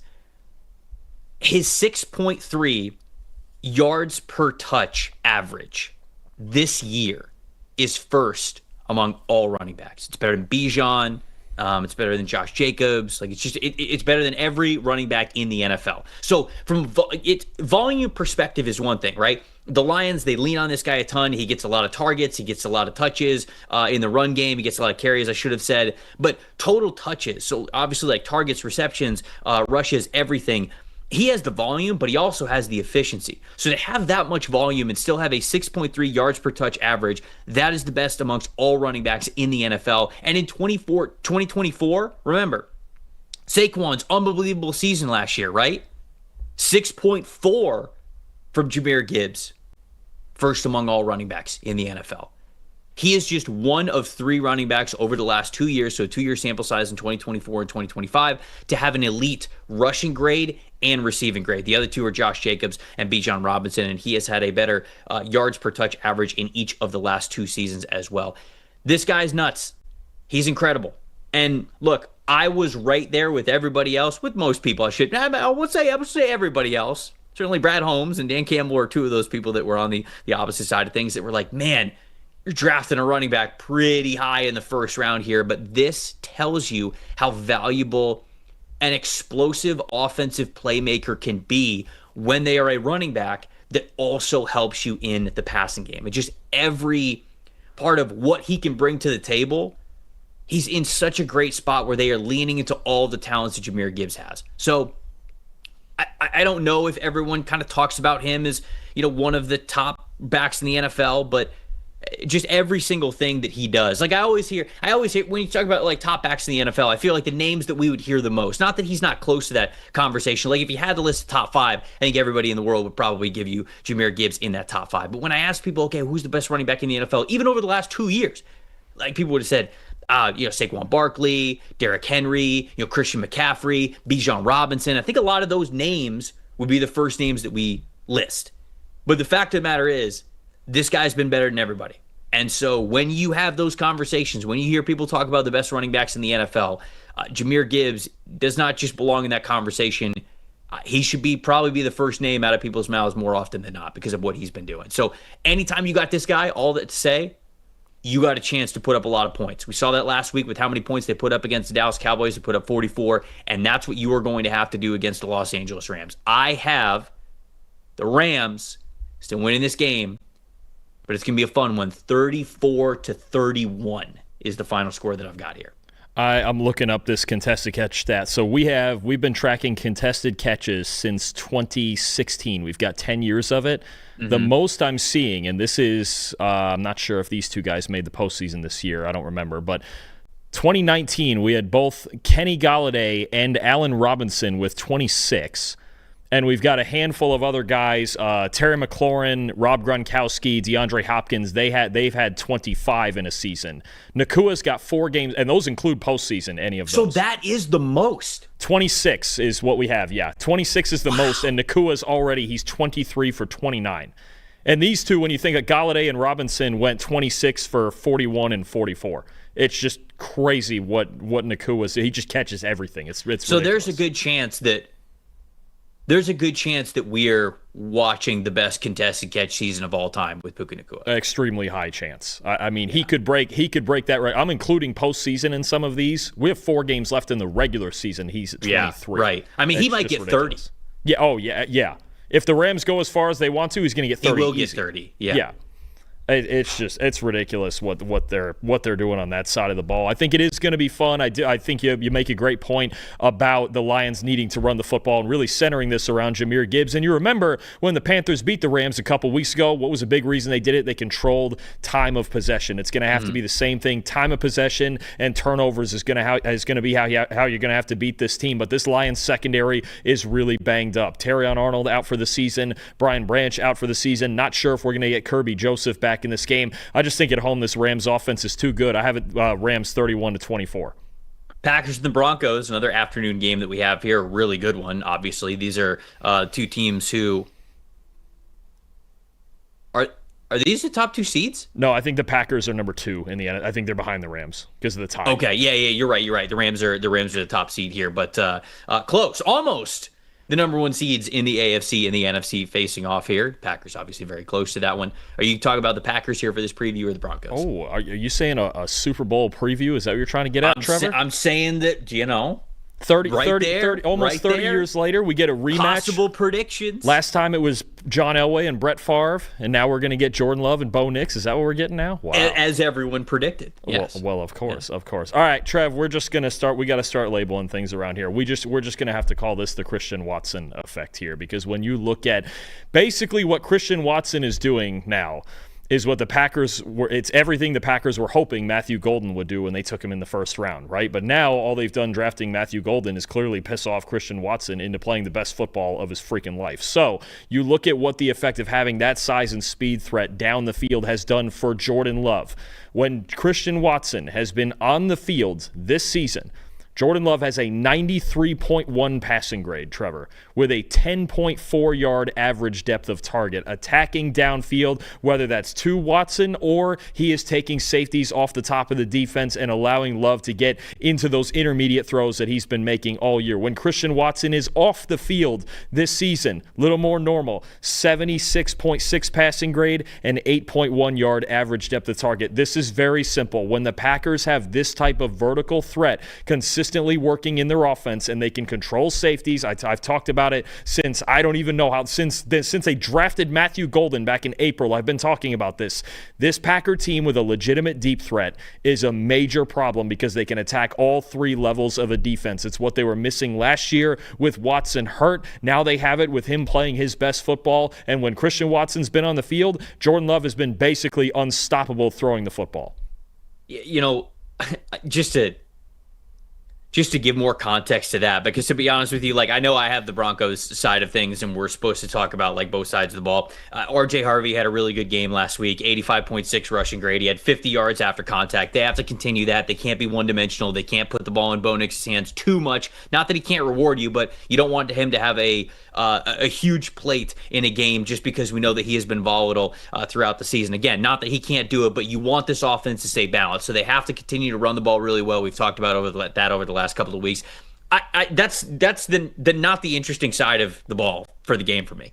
You talked about the Christian Watson effect and all that. It's the Broncos defense versus Jordan Love. That is the side of the ball that I am most looking forward to watching here in this game, specifically because I talked about how good Jordan Love has been throwing over the middle of the field between the numbers last week, and it just feels like when he is firing on all cylinders, that is really what he wants to do. The Broncos defense specifically, 6th in the NFL in coverage grade between the numbers, and 8th most interceptions this season have come between the numbers as well. So I think that's the side of the ball that I'm super looking forward to in this one. The Broncos offense, I want to see how balanced they're able to remain, especially with a guy like Micah Parsons on the other side who might put a ton of pressure on Bo Nix. So that offensive line versus the defensive line, that's a really good matchup. How well the Packers corners are playing versus what the Denver Broncos wide receivers are going to do. Obviously, I think that the Broncos have to run the ball a lot better. But to be honest with you, what I'm looking forward to most in this game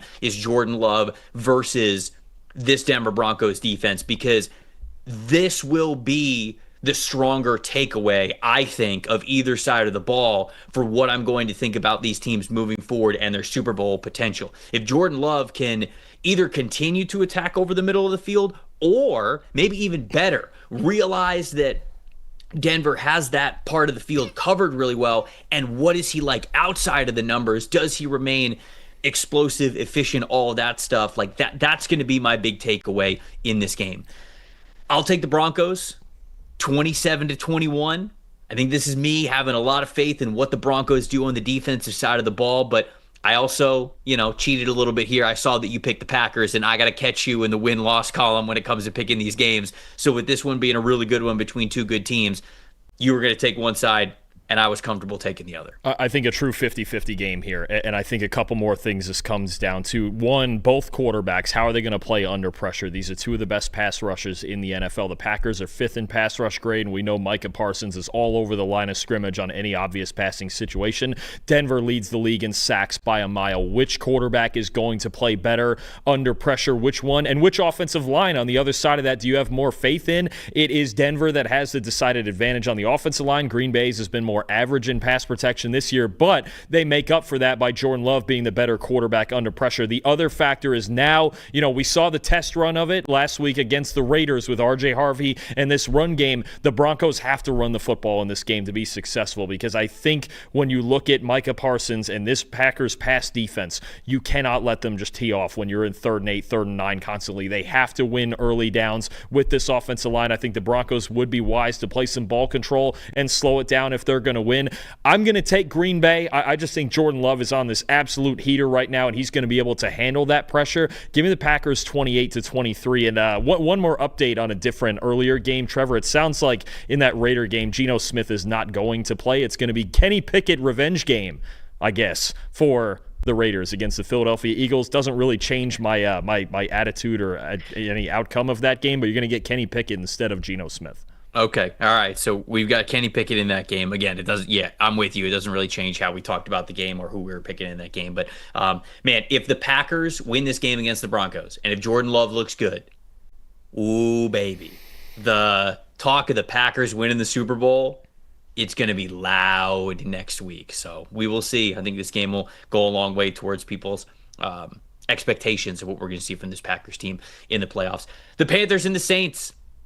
Panthers coming off of a bye, but the week before that took down the Los Angeles Rams in Carolina. Now they're traveling to New Orleans to take on a Saints team that has already beaten them this year and is coming off of a win against the Tampa Bay Buccaneers. Do you want to talk about the Saints or the Panthers side of things? I think when you look at what's been the difference so Tyler Shuck has made 5 starts now, 2 wins and 3 losses. And what's really been the difference and made a huge difference the first time that he played Carolina and beat them is his performance under pressure. And this was always a question about Tyler Shuck coming out of Louisville. Can he handle pressure and make good decisions? Well, we've seen a little bit of good and a little bit of bad. In the 2 wins under pressure, Tyler Shuck has an 86 PFF grade, just outstanding stuff, but we know that can be volatile as well. In the 3 losses, a 31 PFF grade. Now, you saw it last week against Tampa Bay, especially working with his legs, running the game-winning touchdown in, right? Making some plays, moving in the pocket. When he's doing that and he's calm and cool and stepping up through pressure and making throws downfield, he can be solid. That's what he did against Carolina the first time. I believe they sacked him 3 times, but there were a bunch of plays where he moved within and up through the pocket to make plays against this Carolina secondary. To me, this game on that side of the ball is about the Panthers' defensive line stepping up as they have done in some games this year, and they've let them down in some other games this year. Derek Brown and Nick Skorton, those guys on that defensive line, they have to apply consistent pressure to Shuck, and they have to be able to bring him down when he starts moving and improvising. If you can get Shuck under pressure and get him to make a couple of mistakes, you're at a big advantage. If you allow him to slide through the pocket and avoid that pressure and not get any sacks on him, then he can start to make plays on you, and he's getting more and more confident each week. The Panthers on both sides of the ball have to win this game in the trenches. I trust their offensive line. Their defensive line is the variable here, and it has been all season.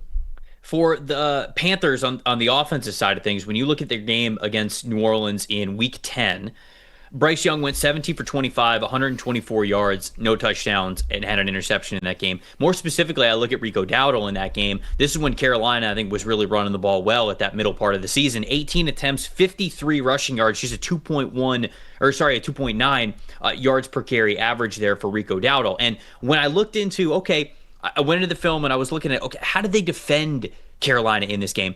Brandon Staley, the defensive coordinator for the New Orleans Saints, he was really aggressive up front.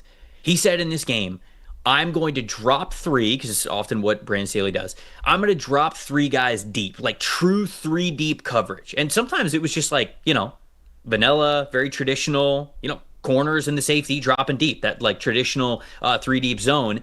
And other times it was more like cover 6, like a quarter, half look where they had 3 deep defenders no matter what. But these guys, when I say deep defenders, I don't just mean, they were responsible for the deep areas. Like the corners were off the line of scrimmage, ton of space between those wide receivers, and the safety was very clearly deep. they were just playing very deep coverage, and what they were doing up front was they were putting at least 5 guys, and a lot of times, sometimes even 6, on the line. Now, not with their hands down as defensive linemen. Like, it wasn't, I looked up how many times they ran a bare front, and technically, like, they didn't run a bare front a ton. They didn't have, like, 5 down defensive linemen a ton. But you go back and you watch the tape, and they are crowding the line of scrimmage. He was very aggressive at the line of scrimmage with 3 deep, true deep coverage behind them. And Carolina just wasn't very comfortable attacking the middle of the field. They would have those deep routes to Xavier Legette or Ted McMillan or like whoever it was. I remember watching a lot of those deep routes, but a lot of the intermediate stuff, Bryce like wasn't comfortable attacking the intermediate parts of the field. And then when it came to rushing the football, well, a lot of times they didn't have a gap advantage. Like, they didn't have a hat advantage, as they will say, with being able to get an extra blocker who could be a lead blocker for you, the kick out guy, like whatever it is. And they weren't able to run the football well, and they were not able to pass the football well. I am very curious if that is how the Saints are going to play them once again in this game. Because not only is the tape out there for how they played them in Week 10, but also Bryce has played better. There have been a couple of games where Bryce has played really, really well as a passer. And are they comfortable with that same sort of coverage setup? That's an X's and O's part of this game that I'm very much looking forward to seeing what Brandon Staley is going to do in this one and how Dave Canales is going to counter it, or vice versa. What Dave Canales is going to do and how Brandon Staley is going to counter it. I'm going to go with the Panthers in this one. I think for how well, for as much as they are a very, very hot and cold team this season, for how well they played against the Rams and having an extra week to prepare for the Saints here, I'm going to go 20-17. I like that 2.5 favorite line there for the Panthers. I'm going to say the Panthers win this one 20-17. I'm with you. This is going to be a close game. I think the Saints defense is playing really well right now, and Brandon Staley's done a good job of getting these guys to prevent explosive plays and make the opponent work for it. Look, the Panthers, the other thing that Staley did, not only with the 3 deep coverages, but he really stacked the box on early downs and said, you know what, if you want to beat us on early downs, you got to throw the football. This is a huge game. It sounds funny because it's Panthers Saints. It's not going to be in the huge national spotlight and all that, but both for the division standings and just for Carolina to find some sort of consistency, right? They had a great performance a couple of weeks ago in a big win, and they get the bye week, and now you go into this game against a team you already lost to.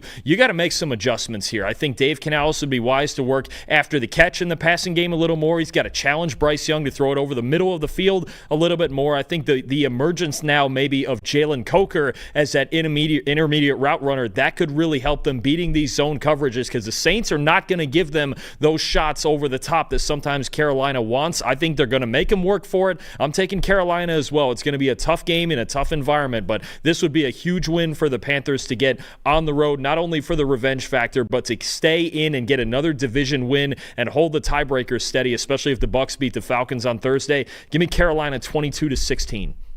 Thomas in the chat saying, I can't wait for the Panthers to lose to the Saints 42-10, only for them to then beat the Seattle Seahawks 34-7.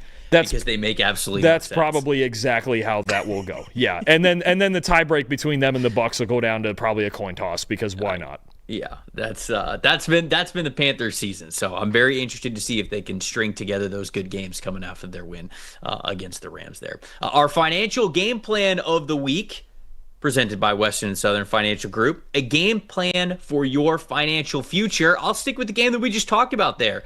My game plan is the Saints defense. Are you going to continue to play true 3-deep cover 3 the way that they did against the Carolina Panthers in Week 10 that really made it tough for Carolina to run the ball? You mentioned that they were stacking the line on those early downs. Bryce Young was not comfortable throwing against that stacked front and those deep coverage players. That's the game plan that we're looking forward to seeing if they continue to run that back or if they switch it up a little bit. Just like every team win starts with a great game plan, your future should too. With life insurance built like a championship roster, Western and Southern helps protect you and your family so you can focus on winning today, knowing tomorrow is covered. Whether you're just starting out, building your dynasty, or looking to lock in long-term protection, Their coverage options are designed to match your game plan. Visit westernsouthern.com/PFF to get your free life quote and start building your financial game plan today. Western and Southern,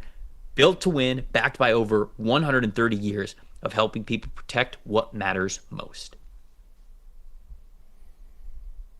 Speaking of the Seattle Seahawks, Colts in Seattle, out in Seattle this week. Phillip Rivers is not starting in this game, right? Right.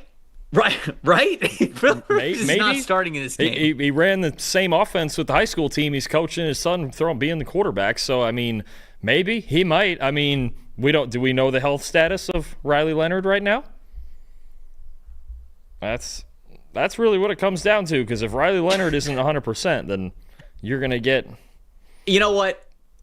If Phillip Rivers is out there, just no knowledge of the playbook, just out here just balling, I might take the Colts. But let's actually preview this game first. You want to talk about Indianapolis or Seattle? Let's see. Looking through it, Riley Leonard will practice in some capacity today, not guaranteed to start. So we just may not know until at least Friday whether we're getting... Who is another quarterback for them? It would be Brett Rippon. Okay, it would be Brett Rippon. All right. Yeah, so, there's at least a chance that it could be Phillip Rivers. Look, Trevor, I don't care if it's Riley Leonard or Phil Rivers or Phil Jackson or Phil Collins or Dr. Phil, because all those guys are about the same age anyway.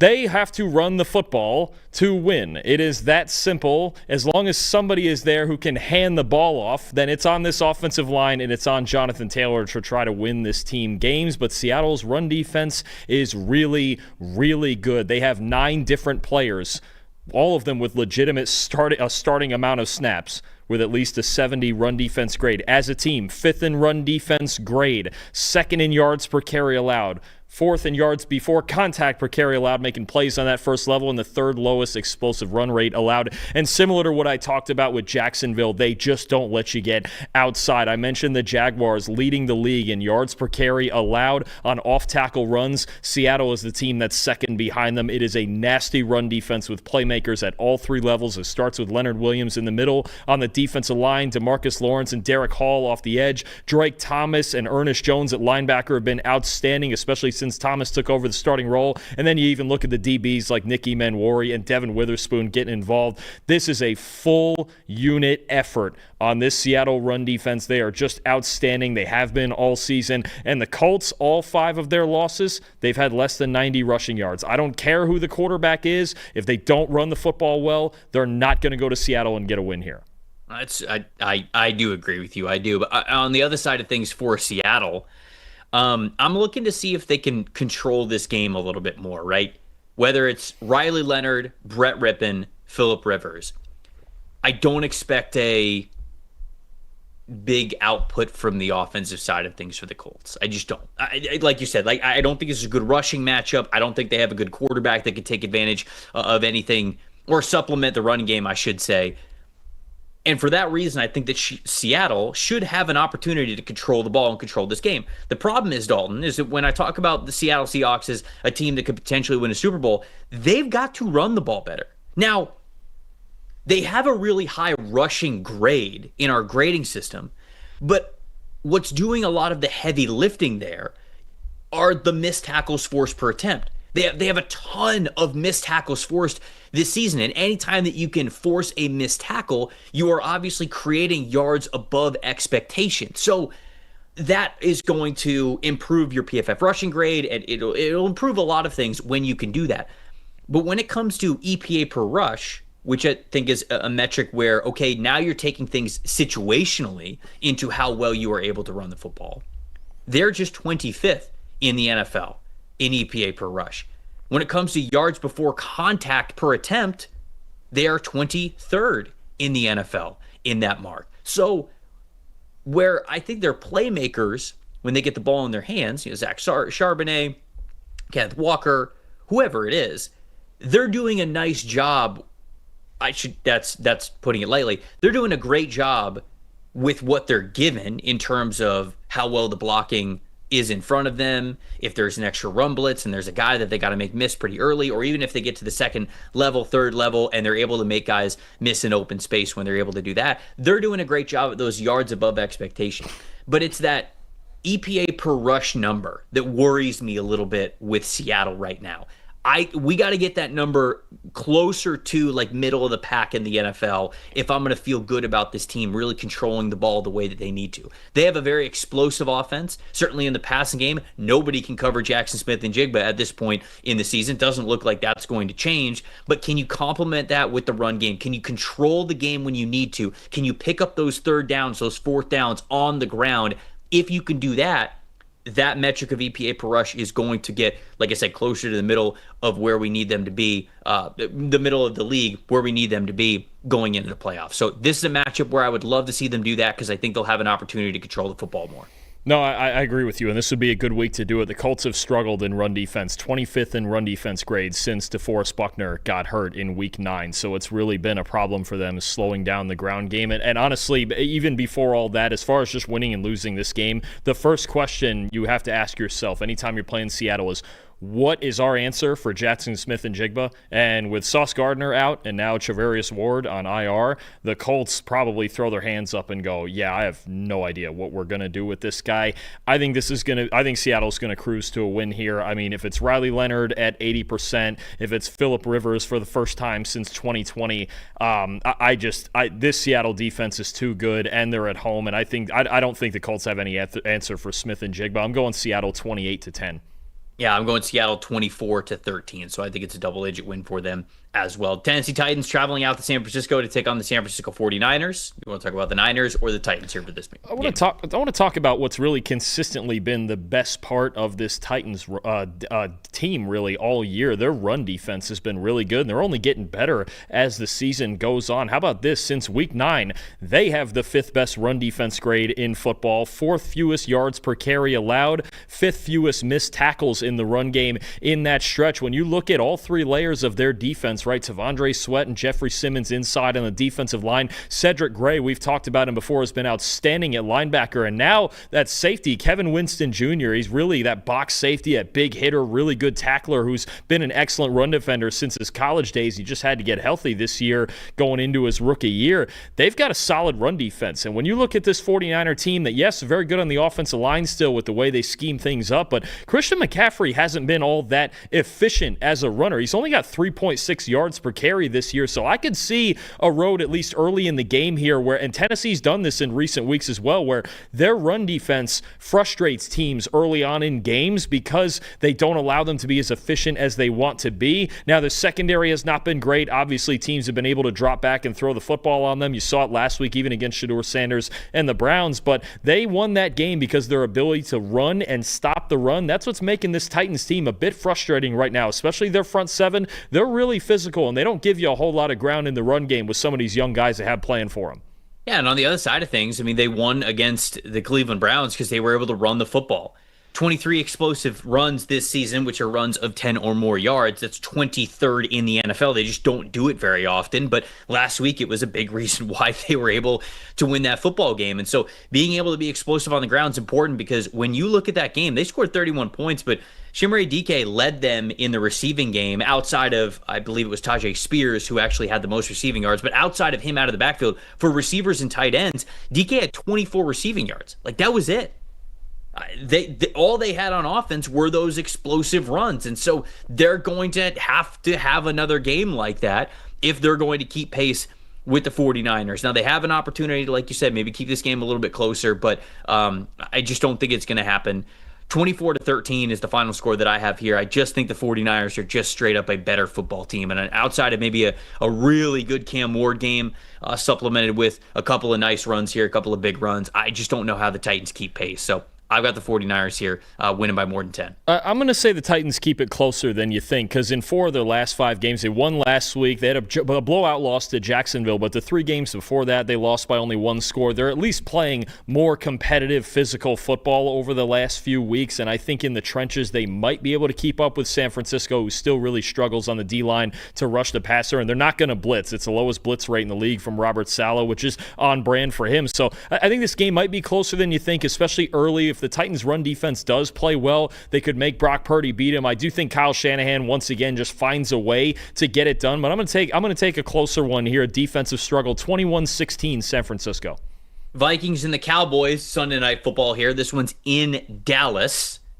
I'm going to talk about the Cowboys or the Vikings here for this one. We're going to talk about Dak Prescott. We're going to talk about Dak Prescott versus Brian Flores, who blitzes more than anyone in the league, and Prescott's been outstanding against the blitz this season. Look, the Vikings are going to try to get you behind the chains. You want to run the ball on early downs to keep yourself out of super obvious passing situations, but Dak Prescott against the blitz, you have to feel good about his ability as a veteran and as someone who attacks down the field in these situations to get the job done. The highest completion percentage in the league against the blitz this year, it's 72%, the third best passing grade and the sixth fastest average time to throw. He's been around long enough. This is his 10th year in the NFL. He's able to process these things, and it's much easier as a veteran quarterback to see all of these disguises and blitz looks when you get the double mug, when you get simulated pressures, rotations all over the place, guys flying around. This is not an easy defense to play against, no matter what their record is, because of how creative Brian Flores is with the blitzes. Dak Prescott, like he was a couple weeks ago against the Chiefs, he's going to have to be on his game mentally to beat this Minnesota defense, especially in third and long situations where you can run into the most trouble. Do I have faith in him to do it? Yes, because of those numbers and his experience, but it is never an easy task to go against Brian Flores in a game Dallas desperately needs to win. Vikings looked good last week. I think that's an understatement with them winning 31-0. But on the offensive side of things, I thought McCarthy looked more confident, and that's obviously what you want to see.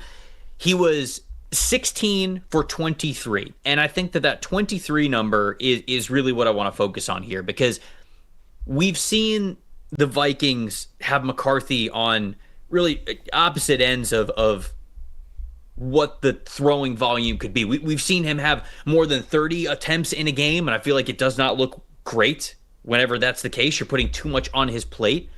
And then also, though, in the games where he attempts less than 20 passes, it doesn't look good, because he has to be more involved than that for you to win the game. So I think that the 23 passing attempts, not that it's like a magic number that you have to hit, but I feel like that's the sweet spot. 23 to 27 passing attempts, like that's kind of where you want JJ McCarthy to live. That's the ideal game script for you, because you look at the yards per carry averages that they had last week. Aaron Jones, he had those 76 rushing yards. He had a 5.4 yards per carry average. Jordan Mason, 52 rushing yards, 4.7 yards per carry average. So when you have this to me was just such a balanced football game. And then you look at the diversity of how many players J.J. McCarthy was able to get the ball to in his 16 completions. Jordan Addison, Jalen Naylor, Josh Oliver, T.J. Hawkinson, Jordan Jefferson, Ty Felton, all of these guys were able to get receptions.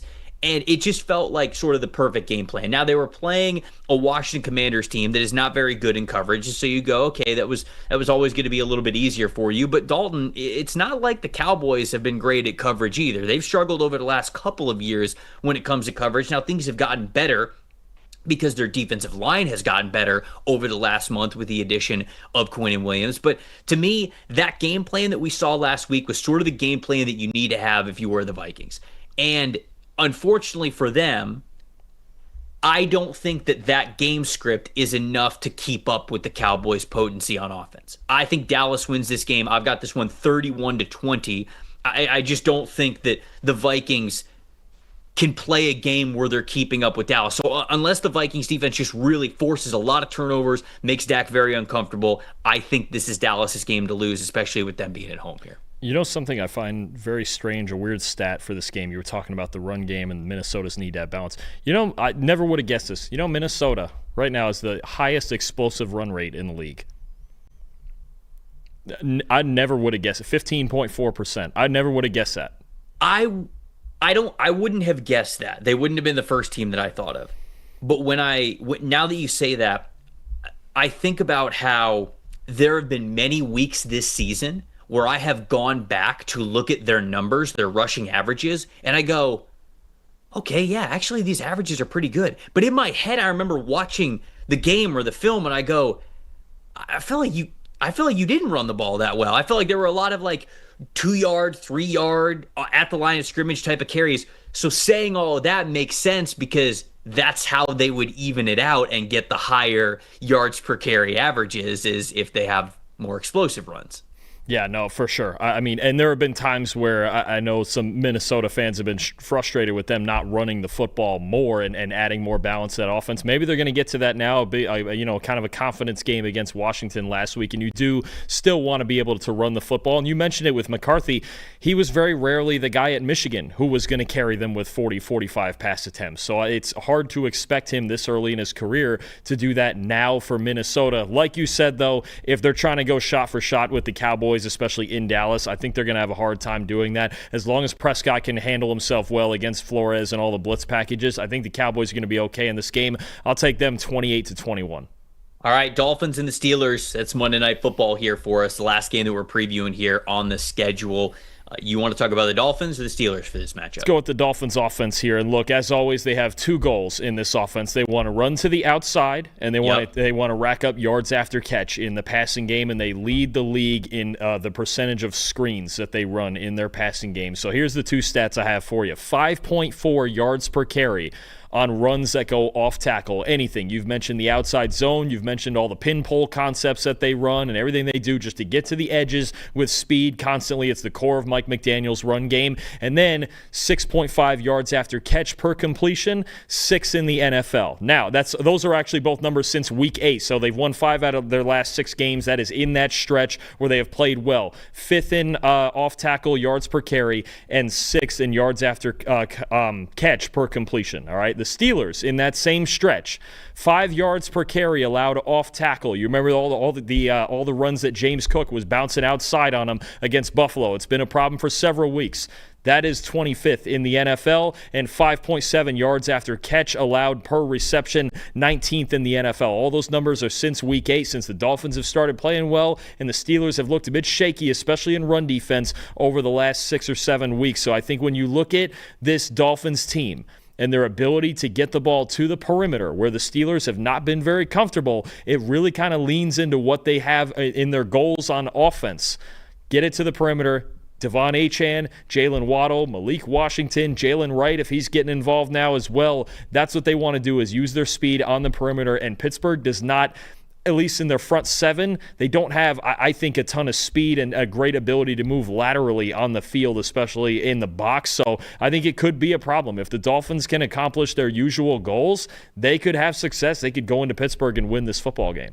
Yeah, on the Steelers side of things, obviously it was a great game for them last week against the Ravens. Aaron Rodgers played very well, extremely confident in that game. DK Metcalf, they ran the passing offense through him. He had almost 150 receiving yards.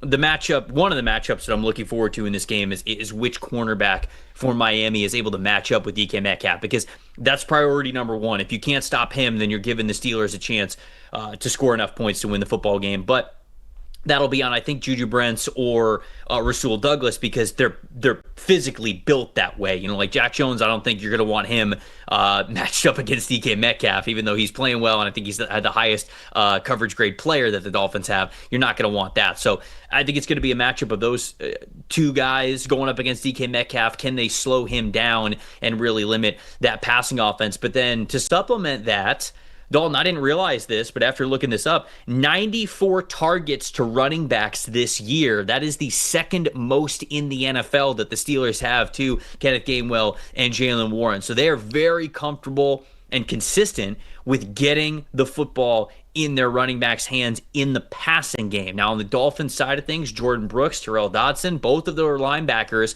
have a coverage grade below 50 on the season. So that's something to look out for here in this game, is how do the Miami Dolphins handle the running backs in the passing game? Because that is, with Aaron Rodgers not wanting to have the ball for a long time, if you get through it all, if there's quick pressure, a lot of times they are the safety valve, and he's very comfortable going to those guys, and they've racked up a lot of receptions. They've racked up a lot of receiving yards because of it, and that was the same last week as it has been throughout the season.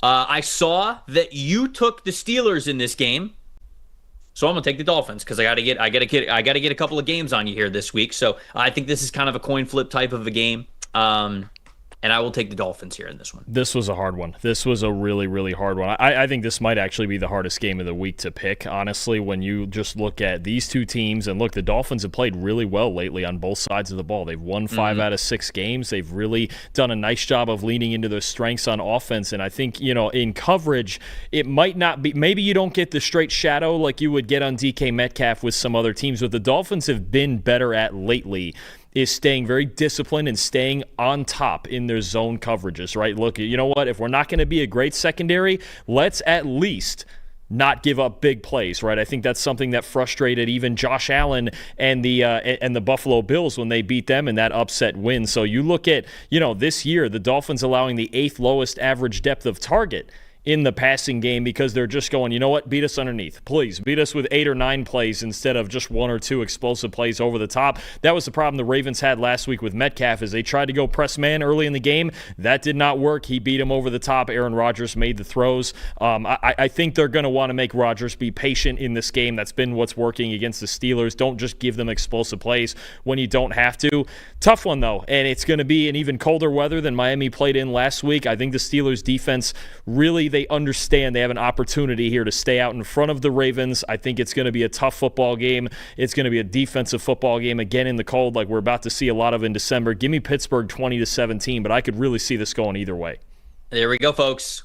Week 15, up and down, all 16 games previewed, picked here on the PFF NFL show. Appreciate everybody watching live. Appreciate everybody who is watching afterwards. Once again, if you guys don't have a PFF Plus subscription, now's the time to get one. Holiday 30 gets you 30% off. You see all the grades that we talked about here on the show, all the premium stats. You get the player prop tool if you're into betting. Obviously, the fully unlocked mock draft simulator as well. If you're in the fantasy football playoffs, we can help you with our data there as well. So make sure you get it. If you don't have one, save yourself 30%. Holiday 30. That's the promo code there. For everybody behind the glass producing the show, for Dalton Wasserman, I'm Trevor Sikkema saying thank you guys once again for watching the PFF NFL show. We'll see you guys next week.